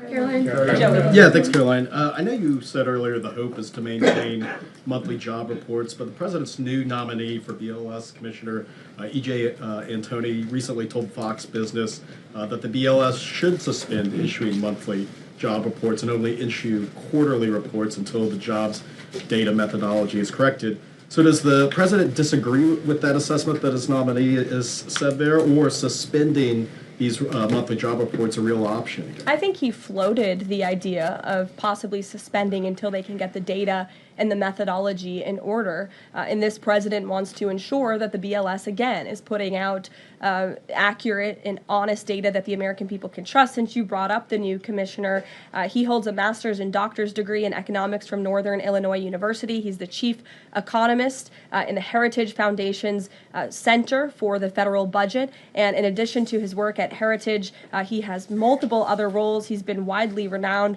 for his work on economic issues. He's been called before Congress to testify as an economic expert. So he's a qualified individual, and the president trusts him to lead this important department. Take a couple more questions. Sure, go ahead. Given that the administration now has jurisdiction over MPD, can we expect, does that mean like personnel changes, hiring, firing? Can we expect leadership changes internally in the Metropolitan Police Department? I just walked through what the leadership structure looks like right now. Within the uniformed police department, right? I mean, does that mean that the Attorney General, others kind of have the ability to make those personnel decisions? I would imagine it means they have the ability. As for any changes, I'm not tracking any. Again, we look forward to working alongside the Metropolitan Police Department, and we did that last night successfully, and we hope we can do that for the next 29 nights. Go ahead. Caroline, yes. So in light of reports that ICE agents detained a 15-year-old student with disabilities outside an LA high school, even leaving bullets on the sidewalk, how does the Trump administration plan to ensure parents that their children can return to school without fear of being wrongfully detained or endangered by federal agents? Where'd you see that report? LA Times. Okay, well, I'll have to look into the veracity of that report. I read the LA Times almost every single day, and they are notorious for misleading the public. I'm sure there's more to that story than the way that you just characterized it. This administration wants to ensure that all school children across the country in every city, from Los Angeles to D.C., can go to school safely, and that's part of this administration's effort to federalize the National Guard in Washington, to ensure that ICE is removing child predators. I just read you a list of a handful, just a handful, of the hundreds of thousands of child predators that this administration is removing off of the streets of Los Angeles and every other community across this country, because we want to ensure this is a country where American school children can be safe, where they can prosper, and where they are not threatened by violent criminals, whether they are illegal or whether they are American citizen homegrown criminals, as this president calls them. So I will gladly go check on that report, and I'll get you the facts. Thank you, everyone. Thank you. Smack, smack, smack. Oh my gosh. What do these people not understand? Now, yeah, you have to get a certain point here. What they try to do is ask the question that they already have a story written for. So when Caitlin Collins got up there and tried to say, can you tell me what the chain of command is here? She was probably referencing what the chief of police in Washington, D.C. said, where she's like, I don't know what you're talking about. So she's going to do a story. I guarantee you she's going to do a drop tonight and say there's some confusion in Washington, D.C. tonight. Muriel Bowser and the DEI police chief, they think they're in control. All she has to do is read the order. It wasn't like I was doing any Svengali stuff or had a crystal ball. It says it clear as day. I, President Donald J. Trump, by the powers vested in me by the Constitution, I am now the Grand Poobah of Washington. Deal with it. And then even Muriel Bowser said, yeah, I can't challenge it. It's absolutely true. He's in control. And now there's questions the next day of who's really in control. I direct you to whitehouse.gov where you can actually read the order. You have to wonder when I'm doing my show and I'm telling you guys stuff and I'm giving you the links and saying here's the actual verbiage of what he wrote. It says it right there. It's me. I am president. I run this thing. And it's like they don't even know, or they just want to play stupid. I can't tell you, but it's funny. There were only 2 or 3 questions in the 40 minutes or so, 43 minutes that she talked. The other question was about the homeless people. What are you going to do about the homeless? They're homeless. If you want to go sleep someplace, go someplace else. You just can't sleep here. We're going to give you the opportunity to go to a shelter, which most of them won't take because they're either drunk or they're under influence of drugs. That happens everywhere in the country. Hey, listen, let's get you into a shelter. No, man, I'm good. I'm good, man. All right, so if you turn that down, here's the next thing. Well, you ain't got to go to the shelter, but you got to get the hell out of here. Nah, I live here. Now, here's what we're going to do. We're going to take you to the hotel, not the ones that the legals got, the newcomers got. We're going to take you to this one. It's got bars and everything. And not the kind of bar you're hoping for. And so here's your new home. And I saw somebody in the comment who said, how are you going to find a homeless person? Well, you can find anybody. How are you going to collect from a homeless person? That's another thing. But the idea behind finding somebody is not so much you want to collect from them. You now have the ability to, if you find them on the street again, run their records, see who they are. There's a reason behind the madness. A cop can tell you, you get in that system. Now, unless you plan on being homeless your entire life, you're walking around with this fine, which more than likely you can get abated if you go to court and say, Your Honor, I was destitute, I was drugged, I was drunk, I can't pay this $1,000 fine. The judge is going to say, for the most part, yeah, go ahead, we're going to wipe the fine. Not worried about the fine. Never worry about a homeless person getting fined. Never worry about you getting fined. For the most part, you can get it abated. Just walk in front of the judge and say, hey, I was wrong. I wish things were different back then. I was sleeping on park benches and throwing up on myself. But that's not me anymore. Your Honor, see, I'm dressed up, I got a job. And he's going to say, okay, go on with your life, you're done. So don't fall for the liberal BS. Oh, how are you going to find a homeless person? What are you going to do with them? Go be homeless someplace else. That's not mean. They're already homeless. I'm just saying, relocate. Go, I don't know, go to sleep in front of CNN. How about that? See how that works. CNN's got a big building. Go sleep in front of their building. They don't care. Authority, they talked about, homeless. Notice one thing they didn't talk about. Somebody put it in the chat here. They didn't put anything about the Great American Mortgage Company. It's like it never happened. It was Russia, Russia, Russia. And it was Zelensky, Zelensky, Zelensky. They're setting up for Friday. Today's Tuesday. They're setting up for Friday. Very, very few questions, if any. I think it was one question about Adam Schiff. It's like that never happened. They only want to talk about the stuff that they can further express themselves with. That's not news. That's propaganda. That's trying to completely gaslight everybody. To me, I don't think there should have been another question today other than what's going on in Washington, D.C. Hey, you're standing there and you're watching these guys in green uniforms get dumped on the street. Something serious is happening here. And notice that one person who did ask the question, and when she asked the question, nobody followed up. And that question was, I understand that this might be a trial run to do this in other cities. Oh yeah, we're looking at that. Nothing, because they know what's coming. They know, and they don't want to get the other liberals to know. It's coming. Count on it. He's already said, and I'm going to show you, he's not playing whatsoever. And I'm sorry if people are upset about that, because no, I'm not. No, I'm not. At this point, I think it was Obama who said it once. Elections have consequences. And right now, you are finding out the consequences for absolutely sure. And you know what? I don't have a problem with it whatsoever. I want to talk to you guys a little bit about one of our sponsors here, which is Lear Capital. Lear Capital, as you know, I work with them. This is going to be a different type of information session.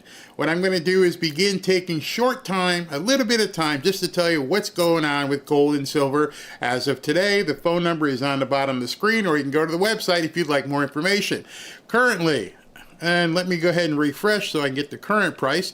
Currently, gold is at 33.99.3 as of right now, down a 1/16%. Over the last 5 days, down almost about 1%. And over the last month, however, if you've been investing and buying some gold, you would be up 1.2%. So that's where we are with gold. Let's look at silver. Silver, as of right now, and this is where silver has a bunch more legs and room to grow, because people are forecasting where silver is going. You have silver up right now at 0.5%. Over the last 5 days, up 1/3%, and over the last month it's down 2%. So silver is fluctuating, but it's still a great buy, especially if you look at it from this perspective and look at the long yield. If you had bought silver a year ago, you would be up 35%.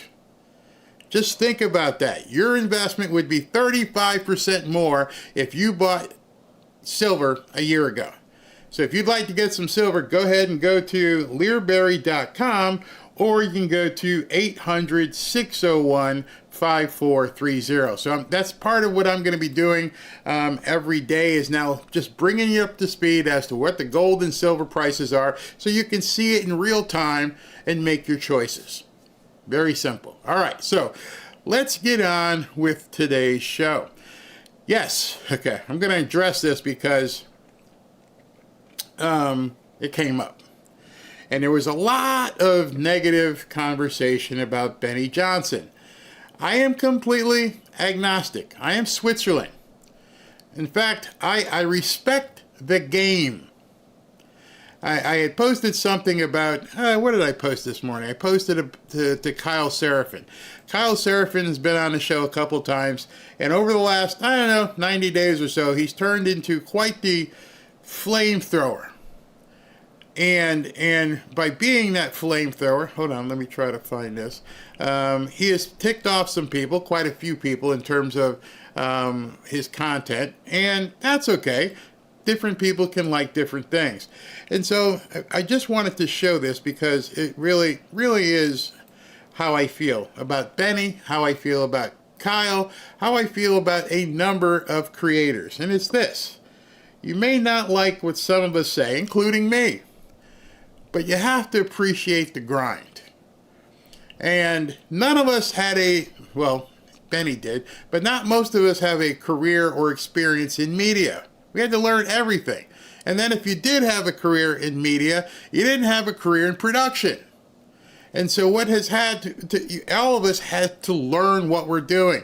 And Kyle just basically, he posted his setup, which is, all of us like to see what other people's setups look like. We're like, yeah, okay, there's your speaker. Okay, I see the light boxes up there. That's pretty cool. You got the curved monitors. You got 2 Stream Decks. In case you don't know what a Stream Deck, it's the box that we're using to switch back and forth thing. So I hit this button, it goes back to that camera.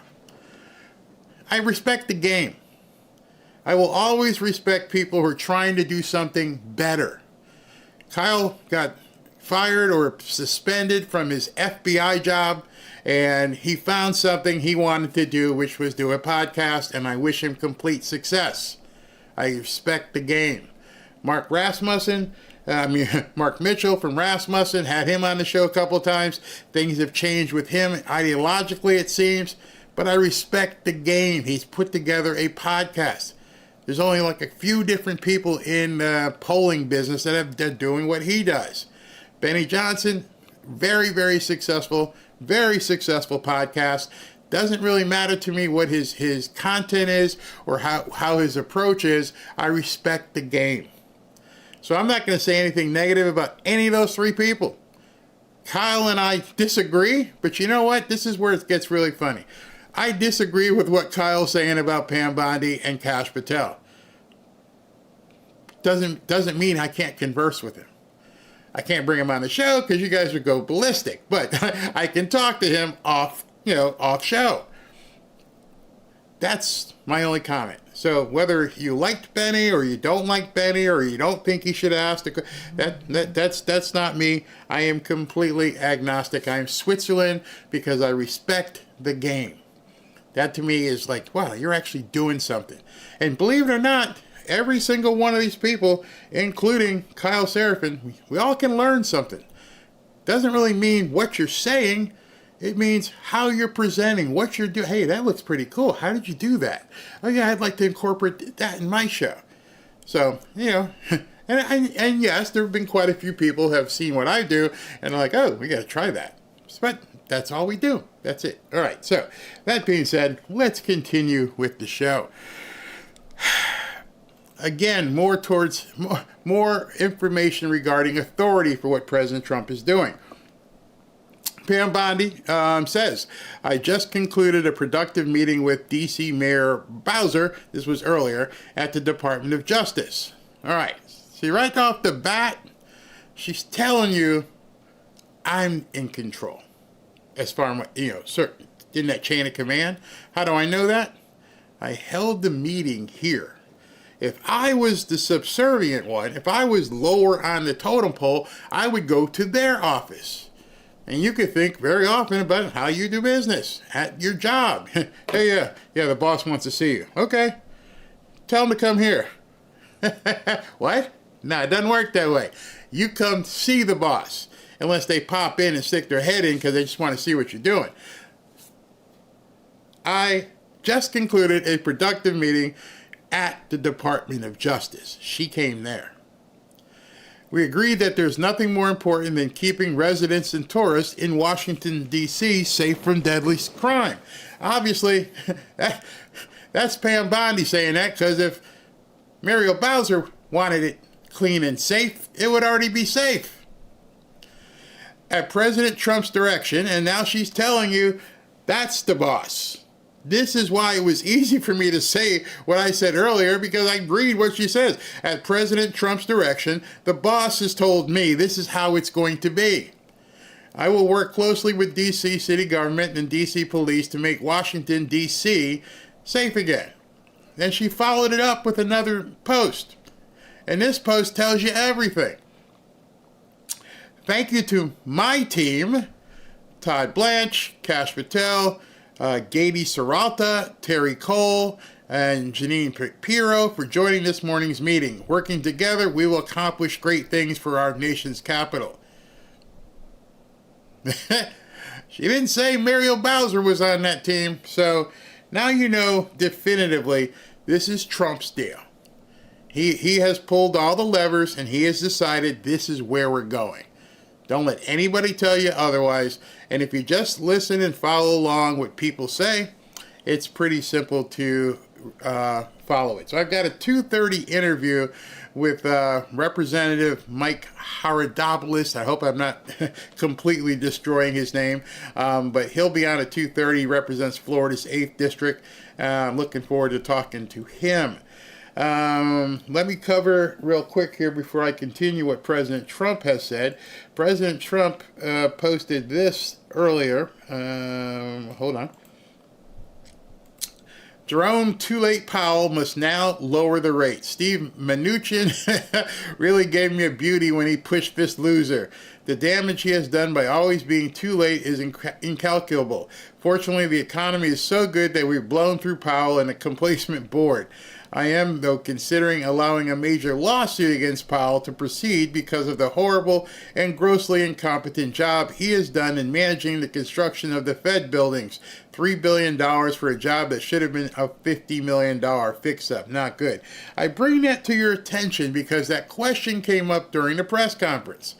Can you tell us the nature of the lawsuit that President Trump is looking to file against Jerome Powell? And she's like, let him tell you. It's a lawsuit. I'm not going to tell you the nature of the lawsuit. You know the same thing we all know. He's going to sue Jerome Powell. What's that going to do when you sue somebody? When you sue somebody, especially in that caliber, it means I can do discovery. I can start looking at all these documents to see where'd the money go, what's on these contracts, who's signing these contracts, who are these companies, how did you decide on this company, how did you pick this company, and at that point, basically, if Jerome Powell, let's say if Jerome Powell at this point has done something untoward, and there's anything that can be looked at as a potential kickback, bribe, launder of money, he's effed. And whoever was involved is completely effed.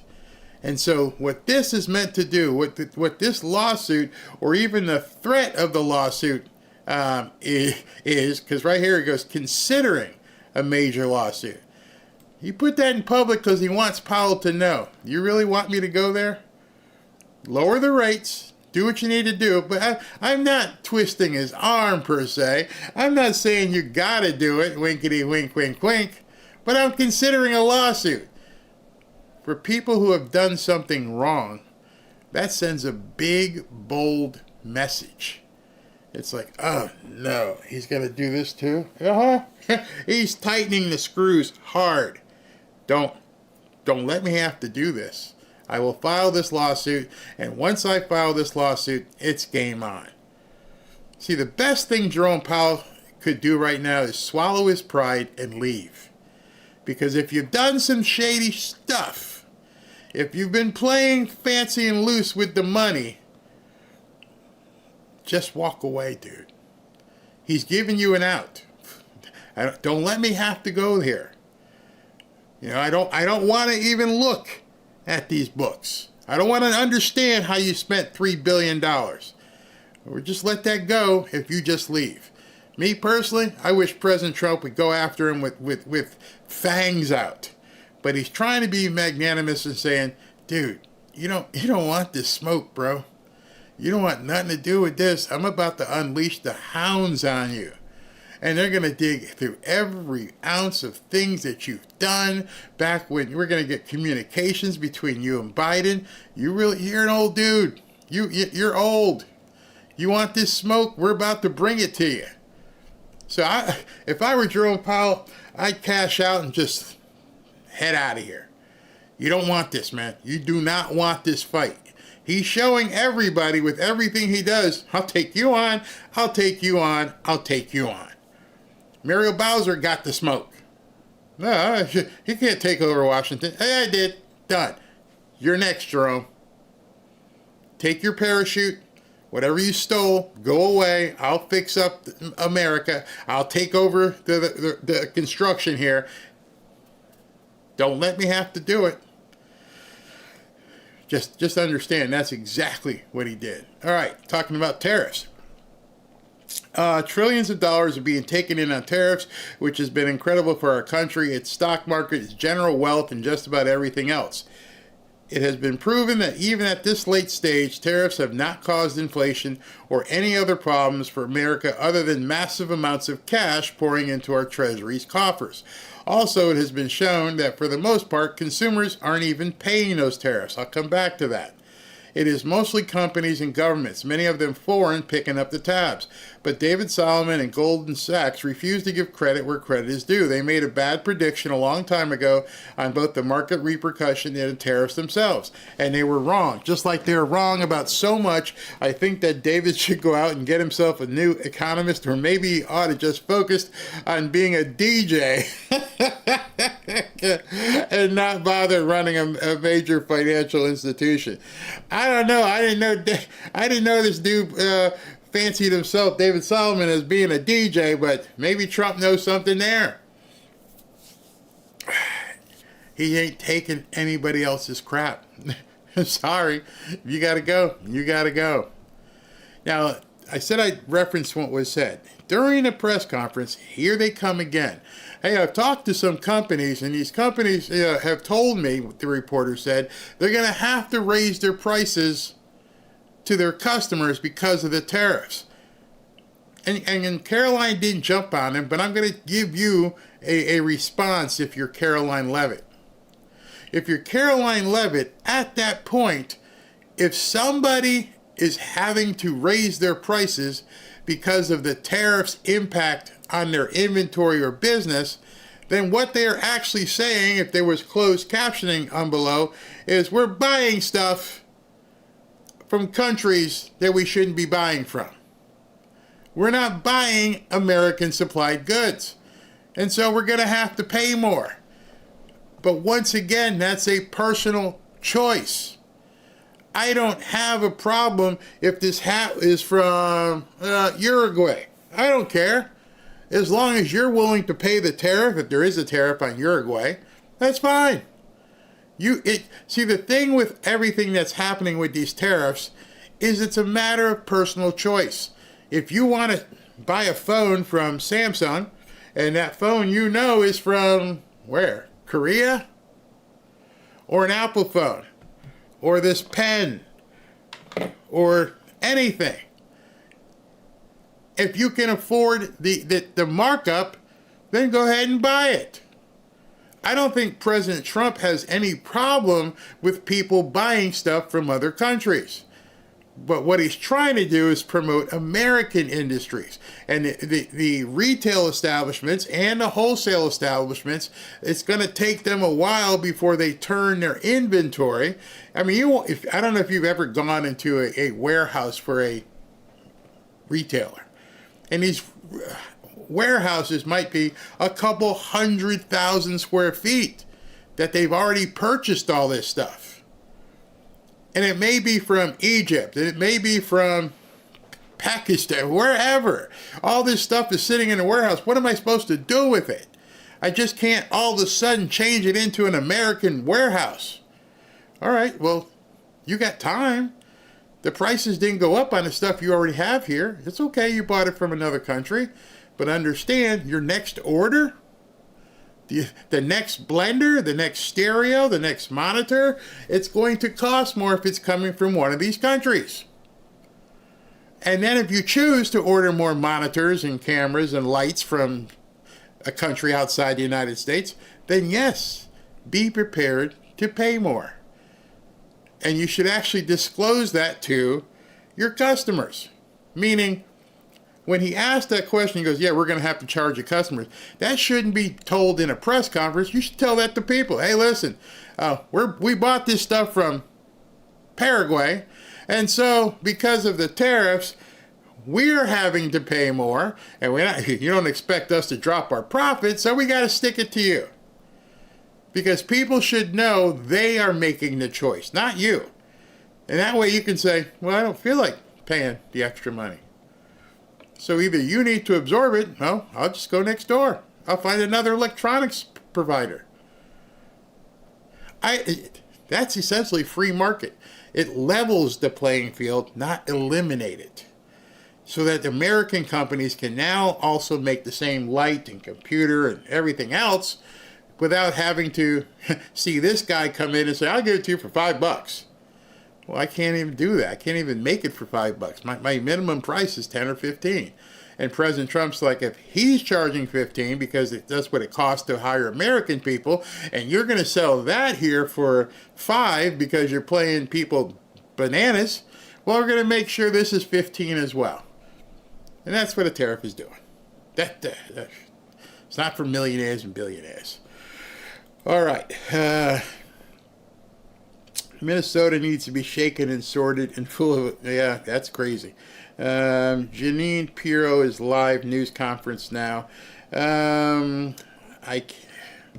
I'm sorry, I've got a press interview at 2:30, but I'll show it tonight. So let me do that tonight. Let's finish with what I have planned, and then I'll before the movie tonight I'll get with Janine stuff. Ready? All right, hold on. That's this. As long as the president focuses and the FBI focuses and the National Guard focuses on safety and security and not being an ominous force in that city, but just providing support in a partnership role to the D.C. police, that'll be a great thing. If they step over that line, obviously that's something that, we can do two things at once. And if they move into a more ominous role, that is something that we need to obviously, and everybody needs to bring up with real concerns. But what's the more ominous role?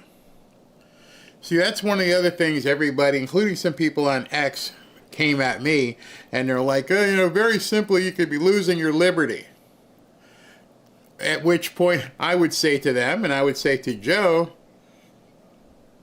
as long as you're not doing something illegal, what do you think is going to happen? How am I losing liberty by people patrolling the street? How am I losing liberty because the National Guard is stationed across from some supermarket or park? This isn't authoritarian stuff. This is law enforcement. The problem that many people in the media, they're not used to it outside of their own studios.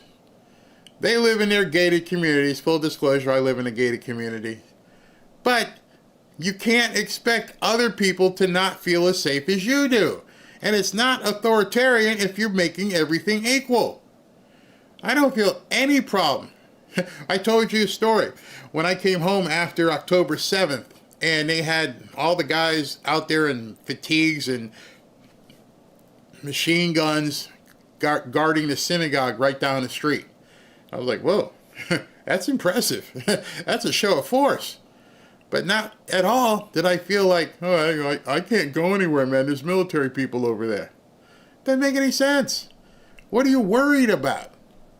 And I would ask anybody in here, what are you worried about? I will just go back to the fact that, the people that are cheering this on privately are not like right-wing Republicans, are not MAGA people. A lot of our friends are in the media, and also Democrats that worked on Joe Biden's campaign, that worked on other campaigns, that are saying, yeah, I'd like to feel safe walking around this city. If the federal government can be a positive partner in keeping the streets safe, while again forming a partnership with the DC police and not taking over. See, he's not accepting the fact. Yes, President Trump took over. There's no flipping partnership. I am the boss. Look at me from the movie. I'm the boss now. I am the captain. They can't accept that is one of their big problems. No, there's no partnership. There's no working together. He's in charge. Get a big drink of water, swallow the pill, do whatever you need to do, admit it, move on. He's in charge. Screw your partnership stuff. We're not here for working with partners. We're here to clean up the city. We got a job to do. See, their problem is his aggregation of power, and again, they can't stop it. At least the people I've spoken with that live in D.C. day in, day out see this. I want to read you a text. I cut that because did you notice what she did? Big, heavy sigh. Why? How is your life different? See, the problem is that other people are going to have basically the same kind of life you have. The ability to go where they want without feeling like they got to look over their shoulder. How is that bad? Nobody can explain that. From someone who, I won't say their name, but they're, we'll just say that they're very liberal. And he says, this may sound controversial, but I'm not totally opposed to Trump's National Guard move in D.C. I know he's doing it for politics, but crime remains rampant. I've had too many friends. I know he's doing it for politics. You people are idiots. There are people who feel prisoners in their own home. You guys got up every single morning, you go into your studio, you say the same stuff over and over and over. Trump's bad, Orange Man bad, Orange Man bad. You think it's for politics. I'm going to show you, hopefully I have time to get to it today, I'm going to show you what these people need to do.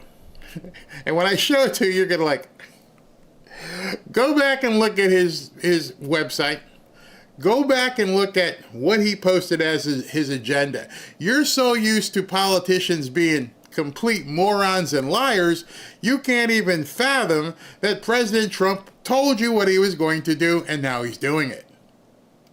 That's their problem. They didn't take what he said seriously.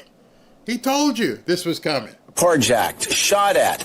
None of us will walk more than 3 blocks after 8 p.m. 13-year-olds are committing many of these crimes. Quite a change from a decade ago when things were much calmer. Well, that actually sounds like the D.C. that I lived in when I lived a block behind the Supreme Court. And, you know, every 3 days, one of my neighbors was getting held up at gunpoint. I mean, there has been a crime problem in D.C. At the same time, obviously, a lot of concerns. Will this look like June of 2020? There's a black guy sitting right next to him. He didn't let that guy have a comment. And at that point, you're going to begin seeing some, I don't know how I say this, I don't want people to get pissed at me. You're going to see some black people saying, well, I don't feel unsafe. Not realizing, dude, can you be that obtuse? Can you be that, that ignorant? I feel fine watching that. I bet you do. Go ask some of your white friends how they feel. I can go chapter and verse if you'd like me to. Yeah, I mean, well, Joe, I've lived in D.C. for the last 10 years. My husband runs a restaurant association, I think, as most people know, and he used to be the nightmare. So I think that and I do think that you had David Drucker on earlier, and I think he hit the nail on the head, that it is perceived violence amplified by some actual real acts of violence. But what in the hell does that mean? Perceived violence enhanced by some actual violence. Did the people get mugged or carjacked or beat up or shot? It's a perception that, in Washington that there's some stuff happening, and it gets amplified. And who cares who you are? Again, like I just said, if you're black, you might not be the prey. And you're showing yourself to be obtuse because you're not empathizing with other people. Way I've heard D.C. being described this morning is like it's a city under siege. Like it's a dangerous place, clutching your pearls. You got to keep your bag under your dress when you leave the house. And that's just not true. What we are talking about, though, is... I can't with these people because she can't even see it. They're not going to prey on her. They're not going to attack her. They're not going to try and jack her pocketbook. She is so involved and woven into the racism stuff that she can't even understand. You have the ticket. Hey, you got the get out of beaten free ticket. Oh, I get to walk down here without you guys bothering. What's up, sister? What's up? You don't realize that? You guys have seen it. You're walking down the street, and it happens to me all the time. What's up? What's up? I get the what's up all the time. I'm not a threat, and they're not a threat to me because, what's up? But at least I know that some people don't have that privilege. You're not 6'2" and a couple different 100 pounds, and you're not black, so you don't get the, what's up, man? I get it all the time, no matter what city I'm in. If I'm in a city and I'm walking into a city and I'm walking down the street, I don't feel afraid. In fact, when I see the boys do, what's up, man? What's up, big man? See it all the time. All the time. I wouldn't do it with my wife. And so if you have the immunity shot to walk down Washington, D.C., how do you think it applies to everybody? It doesn't. These instances of juvenile crime. That is what Jeanine Pirro came to the White House press briefing yesterday and zeroed in on. I was surprised I didn't hear Brian Schwab talk more about it. He mentioned the juvenile courts and the judges. But my concern is that the president is using instances of juvenile crime in the city of Washington, D.C. as a pretext for what I would describe as his authoritarian overreach. And because... I'm sorry. If you're walking down the street and somebody sticks a gun in your face and they say, give me your wallet, your watch, and your pocketbook, or I'm taking this woman from you, or I'm taking this car, do you care how old they are? Why are they making a distinction between juvenile crime and crime committed by somebody else? If somebody's doing this to you, it doesn't really matter how old they are. The end result is the same. Here's my watch. Here's this. Give me that. Why do I care if they're 15, 16, or 17? It's still a crime. Unbelievable. There is enough there for folks to say, oh, well, maybe it's not all that bad what Donald Trump is doing. Just like there are people that said the same about immigration until the Marines were rolling down the streets of their city and ICE was snatching up their neighbors in neighborhoods that people have been there for years. There's just enough there for people to say, oh, well, maybe this isn't that bad, ignoring the fact that more police officers on the street are not going to fix the issue of juvenile crime. What about... Why wouldn't it?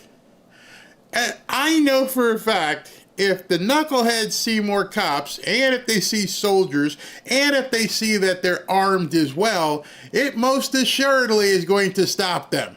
Unless they're complete retards in addition to being criminals. Maybe they're nuts. But if they see another show of force, they're probably not going to try to jack you. As I watched this piece, I was dumbfounded. I'm like, how the hell can you not see this? How the hell can you not understand that a show of force is going to deter people from trying to assault you, no matter what the age group is? About the policies? What about the laws? What about the judges? What about the policies of the Juvenile Assessment Center in Washington, D.C.? Where are the wraparound services? Jeanine Pirro talked about kids getting let out for arts and crafts. Okay, well, what are the real policies, the wraparound services to address what is happening with the juvenile justice system in Washington, D.C.? Wraparound? What the hell are you talking about? You do the crime, you do the time. There's your wraparound service. That's it. You get tried as an adult if you do adult stuff. That's it.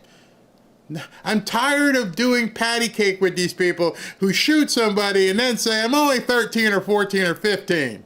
You gotta let me go. No. You're going to jail. I'm not going to help you go in and understand how to do basket weaving. Unless, of course, you learn that in prison. Maybe then you'll have a skill. I don't give a shit, excuse my language, about any wraparound services. The wraparound service should be her talking about how do you get parents back in the home? How do you fix it so they don't turn into baby factories of assaulting criminals? There's always something wrong with these people. He was only 15.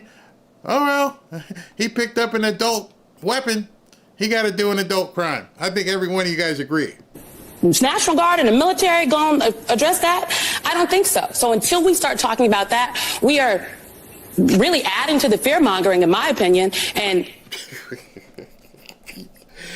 It's not fear-mongering if it's actually happening. People are getting shot. They're getting carjacked. Women are getting you-know-what.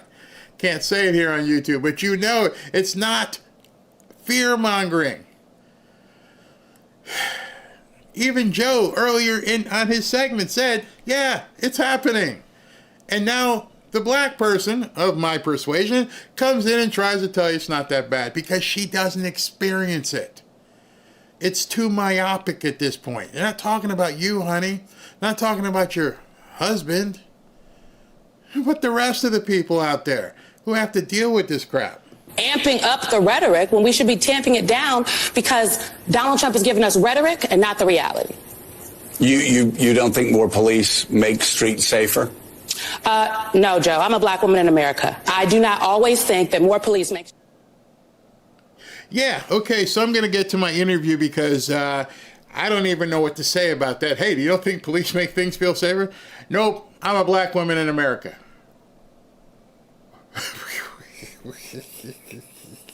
I had to show that to you. You had to see it. I know a lot of you guys can't even talk about it because people will say you're racist. But I had to say, like, sister, you're a black woman in America, which means what? Tell us exactly what. Let me finish this segment. Streets safer. When you walk down the streets of Georgetown, you don't see a police officer on every corner, but you don't feel unsafe. So what is it about talking about places like Southeast D.C., right, Ward 8, if you will, that people say, well, we need more officers to make us safe? I think we have to rethink what safety means in America. Okay. I don't want to live anywhere. I don't want to work anywhere where I have to rethink what safety means. That is the most absurd thing I've ever heard on television. I've heard a lot of absurd stuff coming from the media. We need to rethink what safety really means. Wow. I'll be right back with Mike, and I hope I'm saying his name right, Mike Herodopoulos, in 90 seconds. Y'all can dwell on that one. I'd love to see your comments. You're going to have to rethink safety.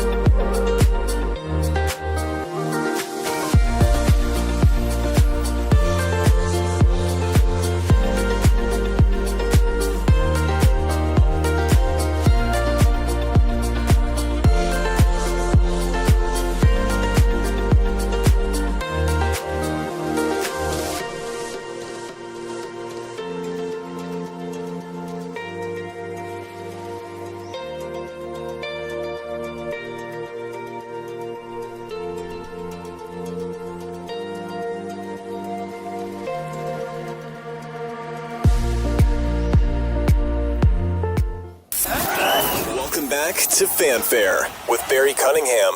All right, everybody. I've got an interview today with Representative Mike. Mike, I know you're here. I hope I'm saying your name right. Mike Herodopoulos. Maybe, I hope I'm saying it right. He's a U.S. House congressional person out of Florida's 8th District, which is Melbourne, Titusville. I don't know if it reaches as far as Cocoa. He can tell us.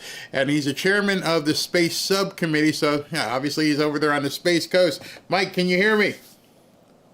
I can. Great to have you on. Thanks for the opportunity. I just heard your last segment. Well done. Did I say your name right? You did it perfectly. Oh, wow. Right out of the first shoot. It took me a few years myself, so all good. So you heard that last segment. I got to ask you, have you rethought safety and what safety really means? You can't believe it. I mean, what's coming out of their head? I mean, safety is the paramount reason why you have a government. Life, liberty, property. I mean, what part did I miss? And the president saying, I want to protect people who feel unsafe. Is that too much to ask? You got to rethink it. Yeah, you got to. I'm looking at your profile picture here, and you got a beautiful wife and a daughter, and I don't understand what these people in the media don't get about something. Is if you can't agree with me on safety, what else? Yeah. What can I agree with you on? I mean, that's such a simple element. I want to know that my wife, my children, even my animals are safe. And and the disconnect at that point is just mind blowing. So let me change subject here and talk about some of the stuff that you've been working on. So we heard this morning the economic news is better. We're seeing the positive impacts of President Trump's tariffs, especially in light of Apple's big investment. What do you think how things are going to continue with these tariffs? And why are the Democrats not understanding how these tariffs are of benefit to the American people? Well, I feel like, first of all, Barry, I thanks for the opportunity to be on your show. I've heard great things about it. Honored to be here, and I like your refreshing voice on these topics. Just common sense, no BS. It's so appreciated. And I'll tell you this: just a few years ago, Schumer was talking about how great tariffs were, but because Donald Trump said it, he's got to take the 180, and it's just ridiculous. And it's not where I ran for office. I'm a former college professor, and facts are facts. And if you're for something, stay consistent. But that said, the reason why the president is doing this is that he said it perfectly back in 2016. For years, American politicians have negotiated horrible trade deals for the United States of America. What is fair trade? Fair trade is level. Whatever I tax you, you tax me. No tax, even better. But until China, India, and other nations start treating us as an equal, why should we give them favorable status? We're the most generous nation in the world since World War II on, helping nations recover. And here people treating us like second-class citizens, I find it unacceptable. And the president saying, if you want to be a fair trader, I'm in. But if you're going to hurt my people, well, then I'm going to push back because I have the biggest market in town. And I don't think a lot of people on the left either understand that or like it, that it is what it is. The United States has the biggest consumer group and the consumer group with the most money available to buy their goods. And do they dislike that? Is it a problem? Or is it something that they find to be offensive? Because it doesn't make any sense. This righting of the ship that's happening right now. I'm in Florida. I'm down here in Boca. Your office, or I don't know if you're at home right now, but you're up on the Treasure Coast. The Space Coast.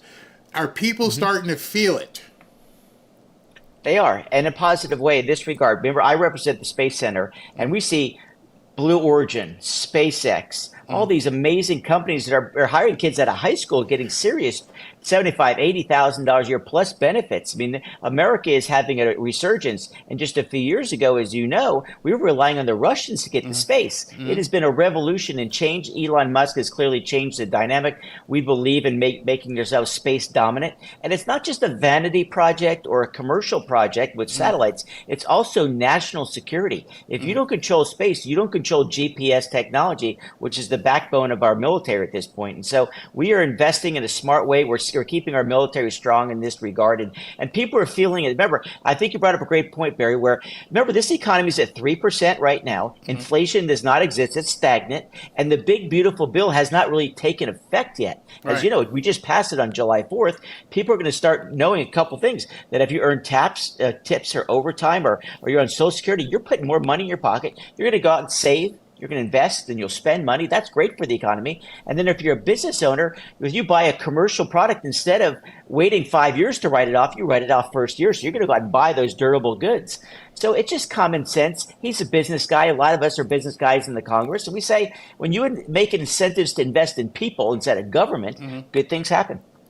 Explain that for a second, because I know there's a lot of people who may not, what you just said, the immediate ability to expense something off. What do you have to buy? What do you have to invest? What do you have to use in order to take that type of allocation?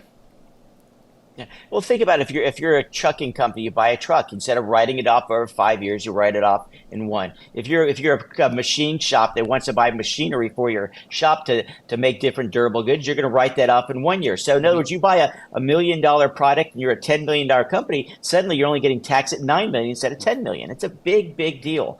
And it's also, think about the jobs that are created because you're buying that product, whether it be a car, machine, you name it.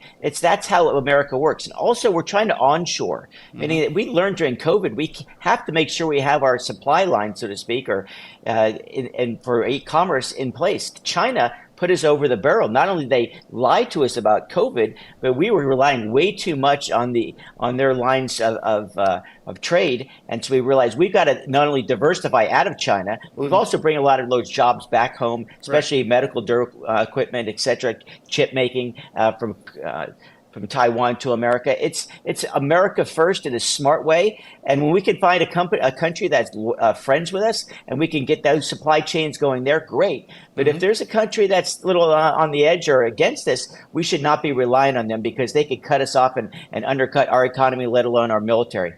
When does one of the tax benefits take effect? You have to wait, and obviously you don't really file until April of next year. But the law's been signed. If somebody were to go out and buy something now, could they expense it next year when they file their taxes? But like, when are the that's when they're, deadlines? of course, it's retroactive, meaning it takes place January 1 of this year. So when you file your taxes as early as, of course, January 1st of next year, you're going to be able to write that off. You're going to feel it in a positive way with tips and overtime right off the bat. Social Security, much the same. We're trying to put money back in people's pockets. I mean, you know better than I, Barry. You're on the front lines. People were hurting the last 4 years. Yeah. Groceries, rent, gasoline, getting crushed. And the government was spending like crazy. I mean, it took until Doge we found out how ridiculous their spending habits were with no regard for public discourse. And so I'm really pleased that what we're doing now, we're making our government more transparent and open. And when you do that in a positive way, it instills confidence back in government.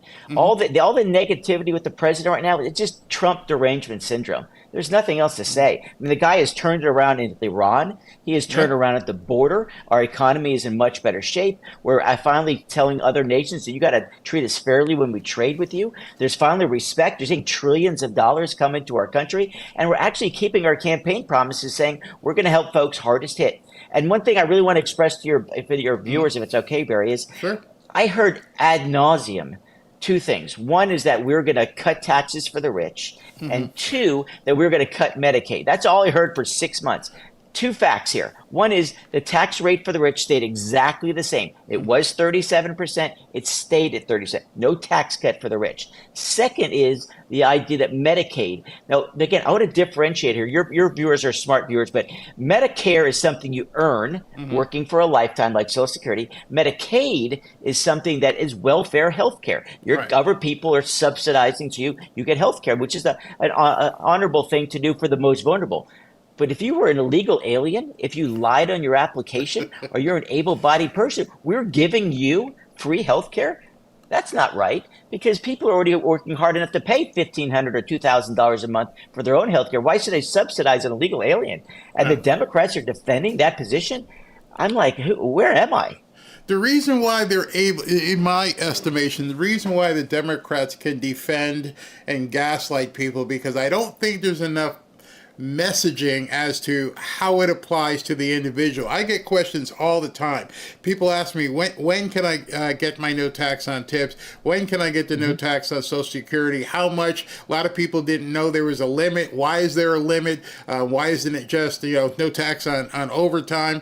And I think if and just giving you an idea, if somebody created an office of messaging and said, here's the information you need to know, then it would negate the gaslighting from these people. I read it and I understood it, and that's why I had told my wife, hey, listen, I'm going to redo my studio, and if I buy additional monitors and equipment, we could expense the entire thing. She was like, what are you talking about? Exactly. And I'm like, everything. Like, no way. I'm like, yes. And so how does the average person who obviously the waiter, the service industry person, why is there a cap on the overtime and tip write-off? Well, first of all, the overall tax policy was made permanent, meaning your tax rate standard, right? We made that permanent to give certainty and stability to individuals, let alone businesses. The second part is this new policy as far as tips and overtime was the idea, how do we make sure we can afford this? How this is really going to work? And I think this was a kind of a, let's see if this works. And so it's going to be temporary, but at the same time period, we hope there's enough pressure in order to say to people, this actually worked, and shouldn't we reward people hardest hit the last 4 years? And so I'm optimistic that as long as we stay in power, we'll keep those good policies in place. But we also are trying to put the right balance on the whole issue. So it's a challenge. I wish we could have done more. I think there's a lot more room on waste, fraud, and abuse that has not been handled. But it was amazing watching the Democrats. I asked them a simple question. Okay, we have a big budget shortfall. What would you like to cut? Their answer, nothing. Everything's fine. I'm like, we're running a $1.6 trillion shortfall and everything's fine. There's not one government program you can cut. No, none. No. I mean, unbelievable. Nope. And what's sad is, like, even in some businesses, they get towards the end of the calendar year, and even if you haven't spent that budget, then they're just blowing the money just to get rid of it. So tell me, you're the chairman of the Space Subcommittee. What is that? So the Space Subcommittee, we're the ones who oversee basically our space program, meaning NASA, also how we regulate SpaceX, Blue Origin, etc. We want to make sure that we are the space capital of the world. Remember, as I mentioned before earlier, Russia was who we were relying on to get our own space station a few years ago. So we have revamped the program. Next year, we're on step 2 of 3 to get back to the moon. And the reason why that's important, we do not want the Chinese to be on the moon, because that'd be having the ultimate high ground, so to speak. And we also, as I mentioned earlier in your show, about GPS technology, why that's so important, because the Chinese have actually working on ways to destroy satellites. If we take away GPS, we fall back into the 1940s, meaning World War II warfare, conventional warfare, and that's not exactly a winning proposition, especially with our technological superpower that we are.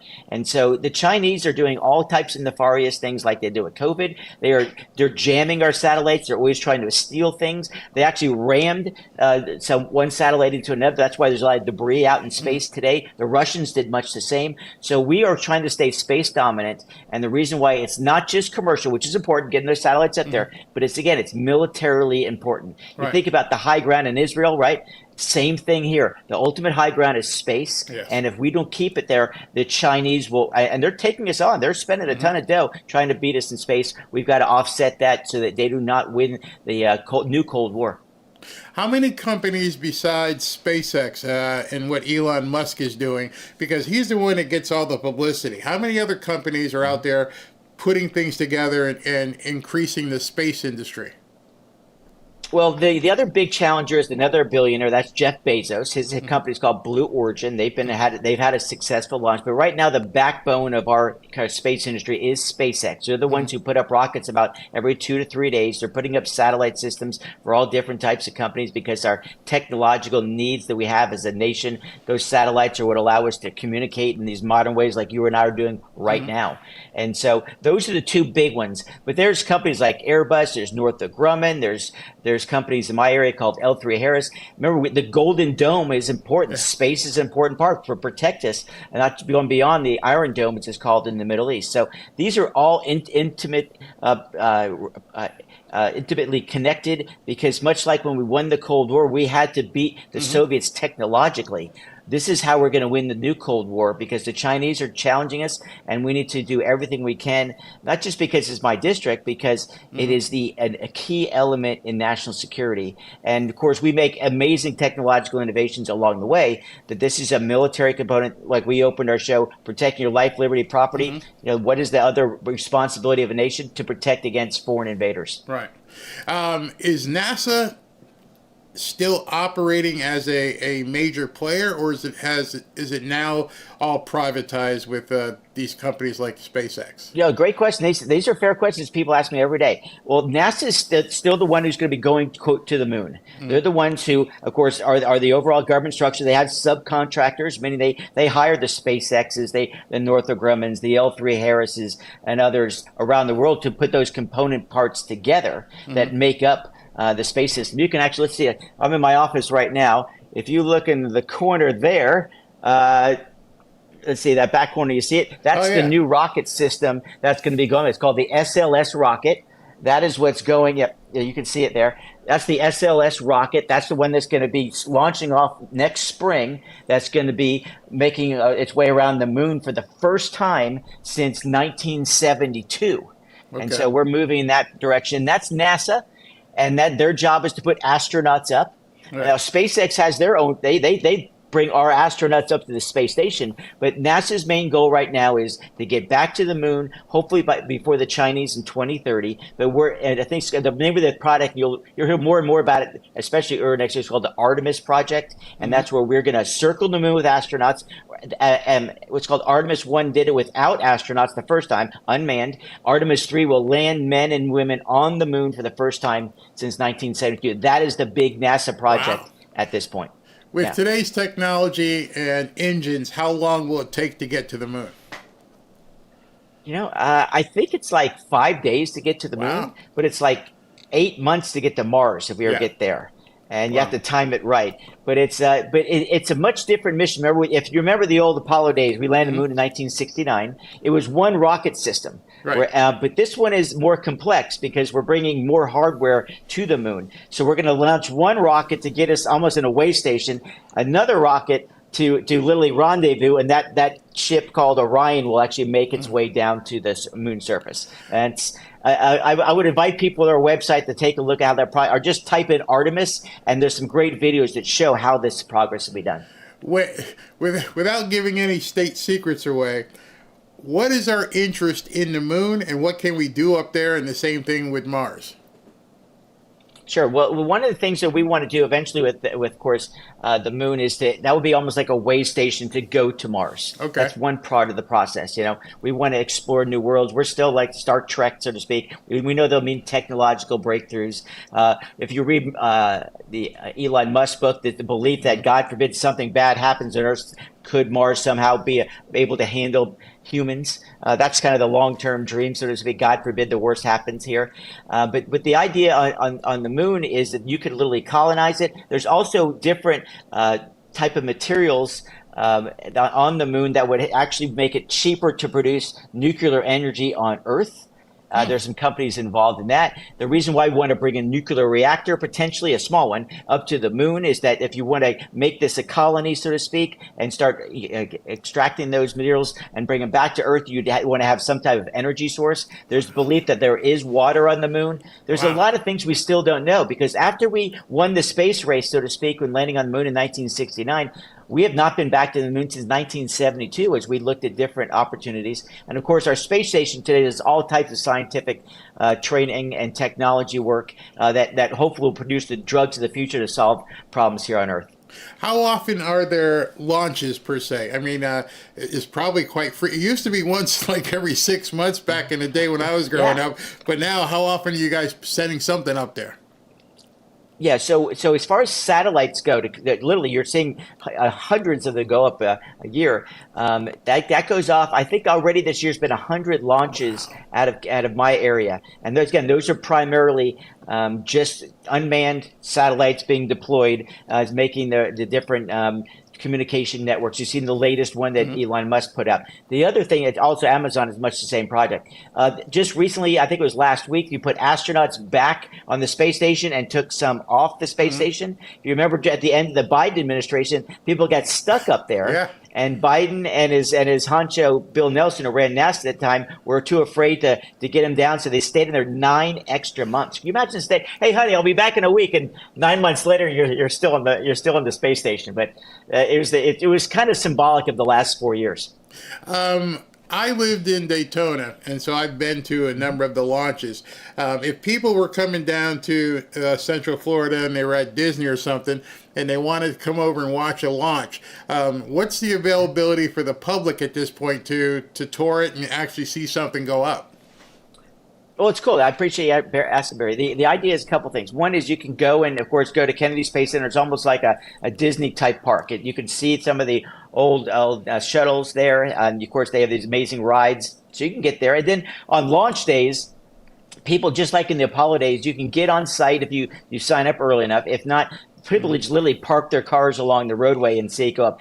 And you'll see this. Now, the best of the nighttime launches, unbelievable. It's like literally 12 noon at 12 midnight. It's unbelievable. And the power. And I live about 20 miles south of Kennedy Space Center, and I can feel the rumble after that rocket goes off. And you see it, of course, up in the side. It's amazing, the technological innovation that's happening here. And that's what we're trying to do, is that we know that this is the future, how we make this type of technology reality, and we want to bring all that capital investment to America as opposed to overseas, because we have competitors around the world. But people realize if you really want to launch rockets, you come to Kennedy Space Center. That's where the action is, and of course that's where the Apollo rockets went off, and of course the shuttles launched as well. That's awesome. Absolutely awesome. So I have a question. I make this the last question, and I don't know how, I'm trying to figure out how to ask this. Well, a year ago or so, Donald Trump and Elon Musk were apparently quite tight. Now it seems like at one point they went way apart, and now this seems to be warming up again. Does that cause an issue with his involvement with NASA? I mean, people were questioning his security clearance and everything else. How are you guys able to balance these two mega alpha guys and their personality and still be able to work for the benefit of the country? Well, first and foremost, look, I'm a fan of Elon Musk. I think the guy has been amazing. He has changed the way we live, whether it be cars, PayPal before that, of course, now with SpaceX. He has really allowed us to become space dominant once again. And he is cheaper than the government version, and he is always innovating. He's doing all the right things. And look, what he was doing with Doge was the right thing. He was just trying to show people how money was spent. I'm from the Sunshine State. We're from the Sunshine State. We believe in transparency. The Florida government is the most open government system in America. We put all of our spending online. They didn't do that in America, and I think it blew Elon Musk's mind. And I think that Elon Musk has realized that after this debate went on, like you were talking about earlier, the lies from the other side, whether it be about Medicaid or taxes or public safety, and he realizes, we're not perfect, but what's the alternative? The other team just wants to tax and spend and create a socialist, if not communistic, way of life. I mean, the government's not the answer to your life. God did not put you on this earth to be a ward of the state. You're a free marketer. You put yourself out there. You get clients, and if the better your show is, the more capital you attract. Exactly. That's what America's about. You're not some subsidized government. You're not PBS or NPR. You're a person who says, I'm putting a good product out there, and the marketplace is going to purchase it. And if they don't, it means you've got to improve your product, right? The government product is subpar right now. We're trying to make it where the people get to spend the money how they think best. They earned it. And other than taking care of the basics, we should get the heck out of the way. So, like I said, last question. People laugh at me because I always have that next last question. I don't mind. We got all day. Let's talk. I like talking with you. So you're heading back to Washington when? And when you get back to Washington, what are you guys going to be taking up? Sure. Well, we are on what's called the August recess. It happens every year. As you know, this is literally a swamp. It's as hot up here as it is down in Florida. I happen to be here today because Fox asked me to do a bunch of interviews today. But I'm back in the district tonight, and we get back in September. One thing is, I want the Epstein files released. People deserve to know. The Democrats sat in it for 4 years. Suddenly, they found religion and think that should be released. Great. Thanks for playing. Second part of this is that we need to continue to look for ways to cut government spending, fighting waste, fraud, and abuse. That's absolutely essential. And the last thing I'd like to see is a more normal budget process. In Washington, they don't do it right. They don't put all the spending out. They don't work out a deal. In Tallahassee, when I ran the Senate back in the day, we put not only everything online, that we'd actually finish on time and let people know this is what the tax rate is, this is how we're going to spend your money, and businesses and individuals had certainty. That's really important too. So we want to get back to regular order. We want to be more transparent, and we've got to win the election next year, because if not, all they're going to do is try to impeach the president again and play politics. I couldn't believe the bold-faced lies they would tell on the floor about Medicaid and taxes. I hope that we can break through the mainstream media, and that's why it's so important. Your show is amazing, Barry. I got to watch a few of your episodes, and you call balls and strikes. And when we make a mistake, you should call us on it. We're going to make mistakes. But we're trying to do the right thing by putting more money in people's pockets. But you are the future of where media is going. People want to be able to listen to people who tell the truth and are willing to say, you know what, the Republicans screwed up on this one, or the Democrats aren't telling the truth. We need folks like yourself. So please keep this going. I'd love to come on anytime you'd have me. Thank you. Oh, wait, before you go, I did just have another one pop into my head. When you get back into session in September, it's going to be probably another couple of weeks before you guys are up there, and President Trump is doing this stuff in Washington. Is there going to be a push to codify and keep that presence and that control in D.C.? Have you heard anything, or is this just a temporary push? Well, under the law, there's a 30-day deal. As far as you're talking about the law and order issue, right? Yeah. but taking over the police. So here's the and look, I have some compassion for the cops in DC. They're arresting a lot of people. Yeah. The problem is the judges will put these damn people behind bars. Let me give you one example. I'm not sure if you saw it on Fox this week. I was talking with the Heritage Foundation. From 2018 to 2022, over 5,500 people were arrested for gun crimes. Only literally 1% of the people went to jail for a gun crime. Wow. That means the judges are going after you. If they were in a federal court, 97% of the people who violate gun crimes go to jail. And it's a joke. These people need to get with the program, and that's how you eradicate crime. You take on the criminals. You can't codify. Yeah. You can't coddle these people. I mean, your guest that was on this show that you were critiquing, I mean, what could she, I'll bet you this, she doesn't live in that neighborhood. Yeah, really. Well, see, that's how you rethink safety. You know, it's like, you're right. We're going to rethink it. We're going to throw all their asses in jail. How about that? We did the rethinking, and that's what we came up with. How you like that? and these gals who want gun control, but their protective duty has gun control. I mean, it's just the same thing with education. They don't believe in school choice except for their kids. Except their kids. I mean, come on. That's why I ran for office again. I was frustrated like you are. I'm so glad you're right in the middle of this fight, and we need you every day.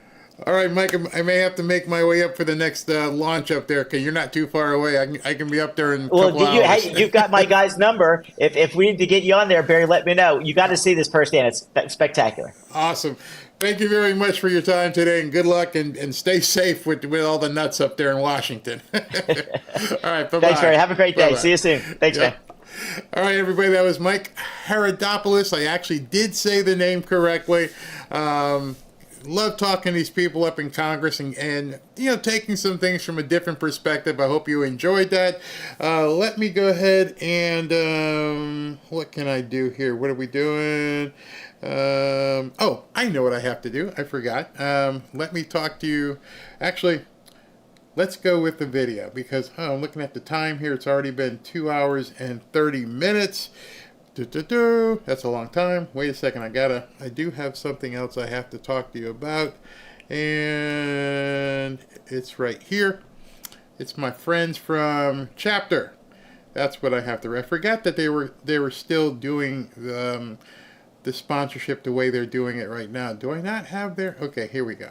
Bam. Sorry, my bad. I was just trying to figure out what I was supposed to be doing, what I was supposed to be saying, and go through all of this. Okay, for those of you turning 65 soon, this is important because my Medicare advisors, as I'm turning 65 soon, I have found this to be very important. My Medicare advisors at Chapter are helping people cut through the Medicare mess and save thousands of dollars. I'm turning 65 in just a couple weeks, and I'm getting bombarded with calls and ads. It's overwhelming, and it's annoying. On top of that, I didn't know who to trust. There are a lot of scammers and selfish agents out there pushing people into plans that make them more money. I'm not interested in that. All my worries went away when I spoke to my advisor at Chapter. These guys are the real deal. They start by understanding your needs, not theirs. They're not on commission, so that you don't have to worry about that.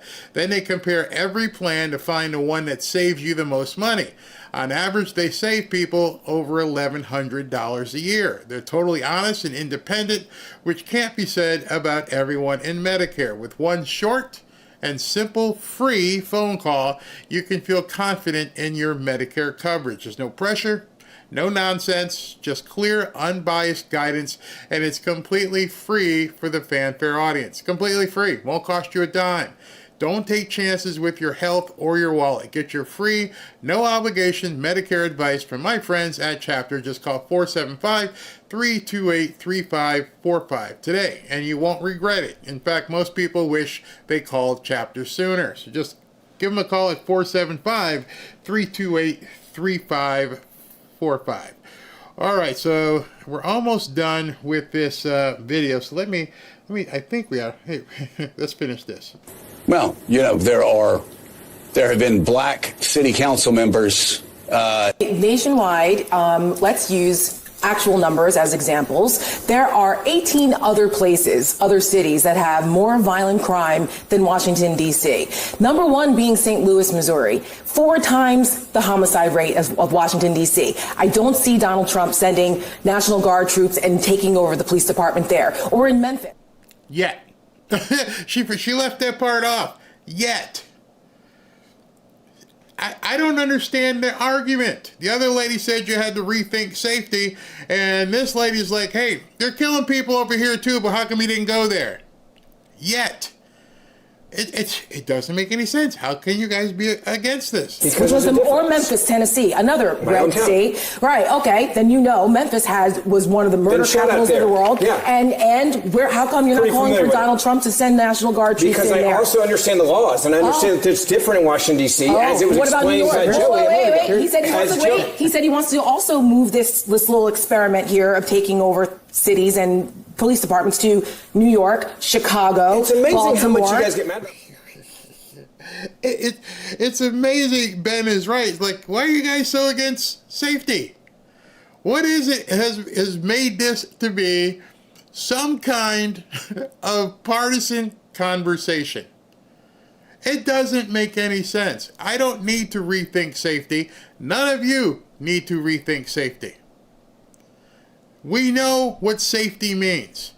Safety means I can get where I need to get to without somebody getting in my way or doing something untoward. Being able to be completely comfortable that nothing bad is going to happen. And she just went through the litany of other bad cities. She's making the point that Donald Trump made. Hey, what about St. Louis and Detroit and Cleveland and Baltimore? And essentially what she just said, and she didn't realize it, Democrat, Democrat, Democrat, Democrat. See, that's the problem they're having. These cities are mismanaged. These cities are hellholes for certain people. There are very nice areas in Detroit. There are very nice areas in Chicago. It's not the entirety of the city, it's the inner city. Where I come from in Connecticut, it was the North End. The North End, you didn't want to go into the North End. It's where they keep them. The projects, the liquor stores, the poor people. Somehow poor has equated itself with violent. It was so funny because where I'm from in Connecticut and where I went to high school in Connecticut, the people I went to school with are rich. There's an area called Avon Mountain in Connecticut. It is extremely wealthy. Extremely wealthy. And it overlooks crap. You can hell yeah, over there by the bus stop, that's where it starts. It's almost like it has a ribbon around it. We all know, don't drive that way. Go around this way. And as you're driving through the mountains, and even when I went home this past couple weeks ago to see my sister who was sick, I'm still driving through pastoral areas. Beautiful, absolutely beautiful. Big giant homes on the side of a hill. No, it's gorgeous. But I know where the problems are. And it's been that way since I was a little tyke. And as she was rattling off the names of these cities, Baltimore, Detroit, Chicago, we all know. And in fact, wherever you live, you probably can go, yeah, I wouldn't go over to that area of the city. I wouldn't go over to there. And then the only question you have to ask is why? Why are they still the same way? Because nobody wanted to take it on. And I will say, I love Ron DeSantis. I think he has been probably the most amazing governor down here. But there are parts of South Florida where you're like, I ain't going there, man. and it's still, you know where they are. Opelika, Hialeah. There's some real shady areas here in South Florida. And amongst the glitz of the Hard Rock and South Beach and Boca and Hillsborough, when you drive down Hillsborough and you see yachts bigger than most people will ever be able to afford for a house. $20 million yachts just stacked up. No problem there. But I'll tell you what, if you drive a little... why? Why are the people in those areas still the way they are? Because they're Democrat-run, they're pastors, and it's fatherless, homeless, add a less to it, and that's what they are. We got to stop that. We have to find a way to let people know that we're not going to take that anymore. And it's going to start with these people in the media who stop giving these people excuses. And no, I'm not going to rethink safety other than what I said to Mike. Our rethinking of safety is, hey, we're going to throw these thugs in jail. That's rethinking safety. Pam says it has poured into the towers outside of Chicago. There are a lot of, that happened too. Exactly. I used to live in Anniston, Alabama, and there was one area the cops didn't even want to go. Yeah, and these are red states. Like Mike said, I'll tell you, it's the truth. Love Ron DeSantis, but damn, do something about Opelika, bro. Opelika, Hialeah, Liberty City. Even the cops don't want to go to Liberty City. It's one of those areas. Back in the day, I did when I was producing my rock shows or concerts, I did the band called Onyx. And Onyx had this hit song, and they were hardcore. Oh, they was hard rockers. And we were taking them to the venue, and somehow we took a wrong turn, and we ended up in Liberty City, and they were seeing, like, little down the road, there was cops all over, and people were running, and these hardcore rappers were in the back of the van going, hey, man, you got to turn around. We don't want to go down there. I was like, but y'all not, no, turn around. Liberty City. Only the media does this crap. Only the MSN with their rhetoric. What is the high school dropout rate in D.C. compared to the rest of the U.S.? Good question. Really good question. I also wonder. I also wonder what the truancy rate is. Bobby Corrigan says, wait until you all see the Judge Janine presser. She was on fire. So what you going to have me do? Now I was going to take some lunch and take some time, but now I got to go get that presser and get that ready for tonight. Yeah, Onyx is, okay, somebody knows that. Onyx is old school. If you remember them, yeah. People are like, I remember Onyx. Yeah. And their stuff was really hard. You would never believe how soft they really were. You're still producing rock shows. Thank you very much. All right, let me go ahead and get to some super chats. So tonight, I've got more news to show you. I'm sure I'll garner some more for tonight as well.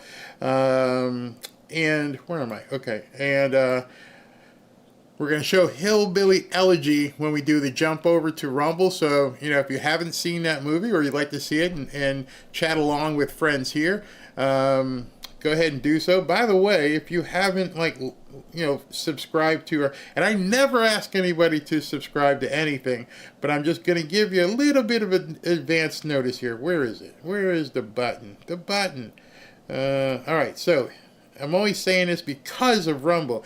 If you want to just get logged in so you're not lagging tonight, so when we start everything and then okay, we're going to jump over to Rumble and show the movie, because it's a good movie, I want you to be able to get over there early and be ready for when the movie starts. So that's why I'm putting it up now. I never, ever ask for anybody to subscribe or like and do that kind of stuff. All right, so let's go ahead and look at some super chats, and then I'll go eat. And then, what is this? Okay. Oh, this is the Judge Janine thing. Yep. Yeah. Look, man, her face, she just looks pissed off. She just looks pissed off. So I'll get that tonight. All right. So let me do super chats, see if there's anything here. And I will acknowledge them. But I'll get that Judge Janine interview, so we'll have that ready tonight. Of course, you can probably watch it on your own as well somewhere. Okay. All right. Let me get to this. And open this window. I hope you guys liked Mike, by the way. Mike Haridopoulos. And by the way, No kidding. Let me just tell you, if you've never seen a launch, definitely go. And if you can get to a night launch, you extra need to go. It's amazing. I mean, you can just feel the power of this thing as it's taken off. It'll blow your mind. You've never experienced anything like it. It's simply amazing. And then, of course, if you see the night one, wow. Unfortunately, it only lasts a couple minutes, but then it goes away. But it's worth your time if you've never seen a launch. All right, Nicholas Slamanicus, a young black man buying and restoring houses, was killed this weekend in Baltimore. Wow. Very sad. I hope President Trump can help us in Baltimore. Only 41 miles away. That is so sad. So sad. Job for 9. Think about investing in Fannie and Freddie. Thoughts? Well, they guarantee a lot of the mortgages.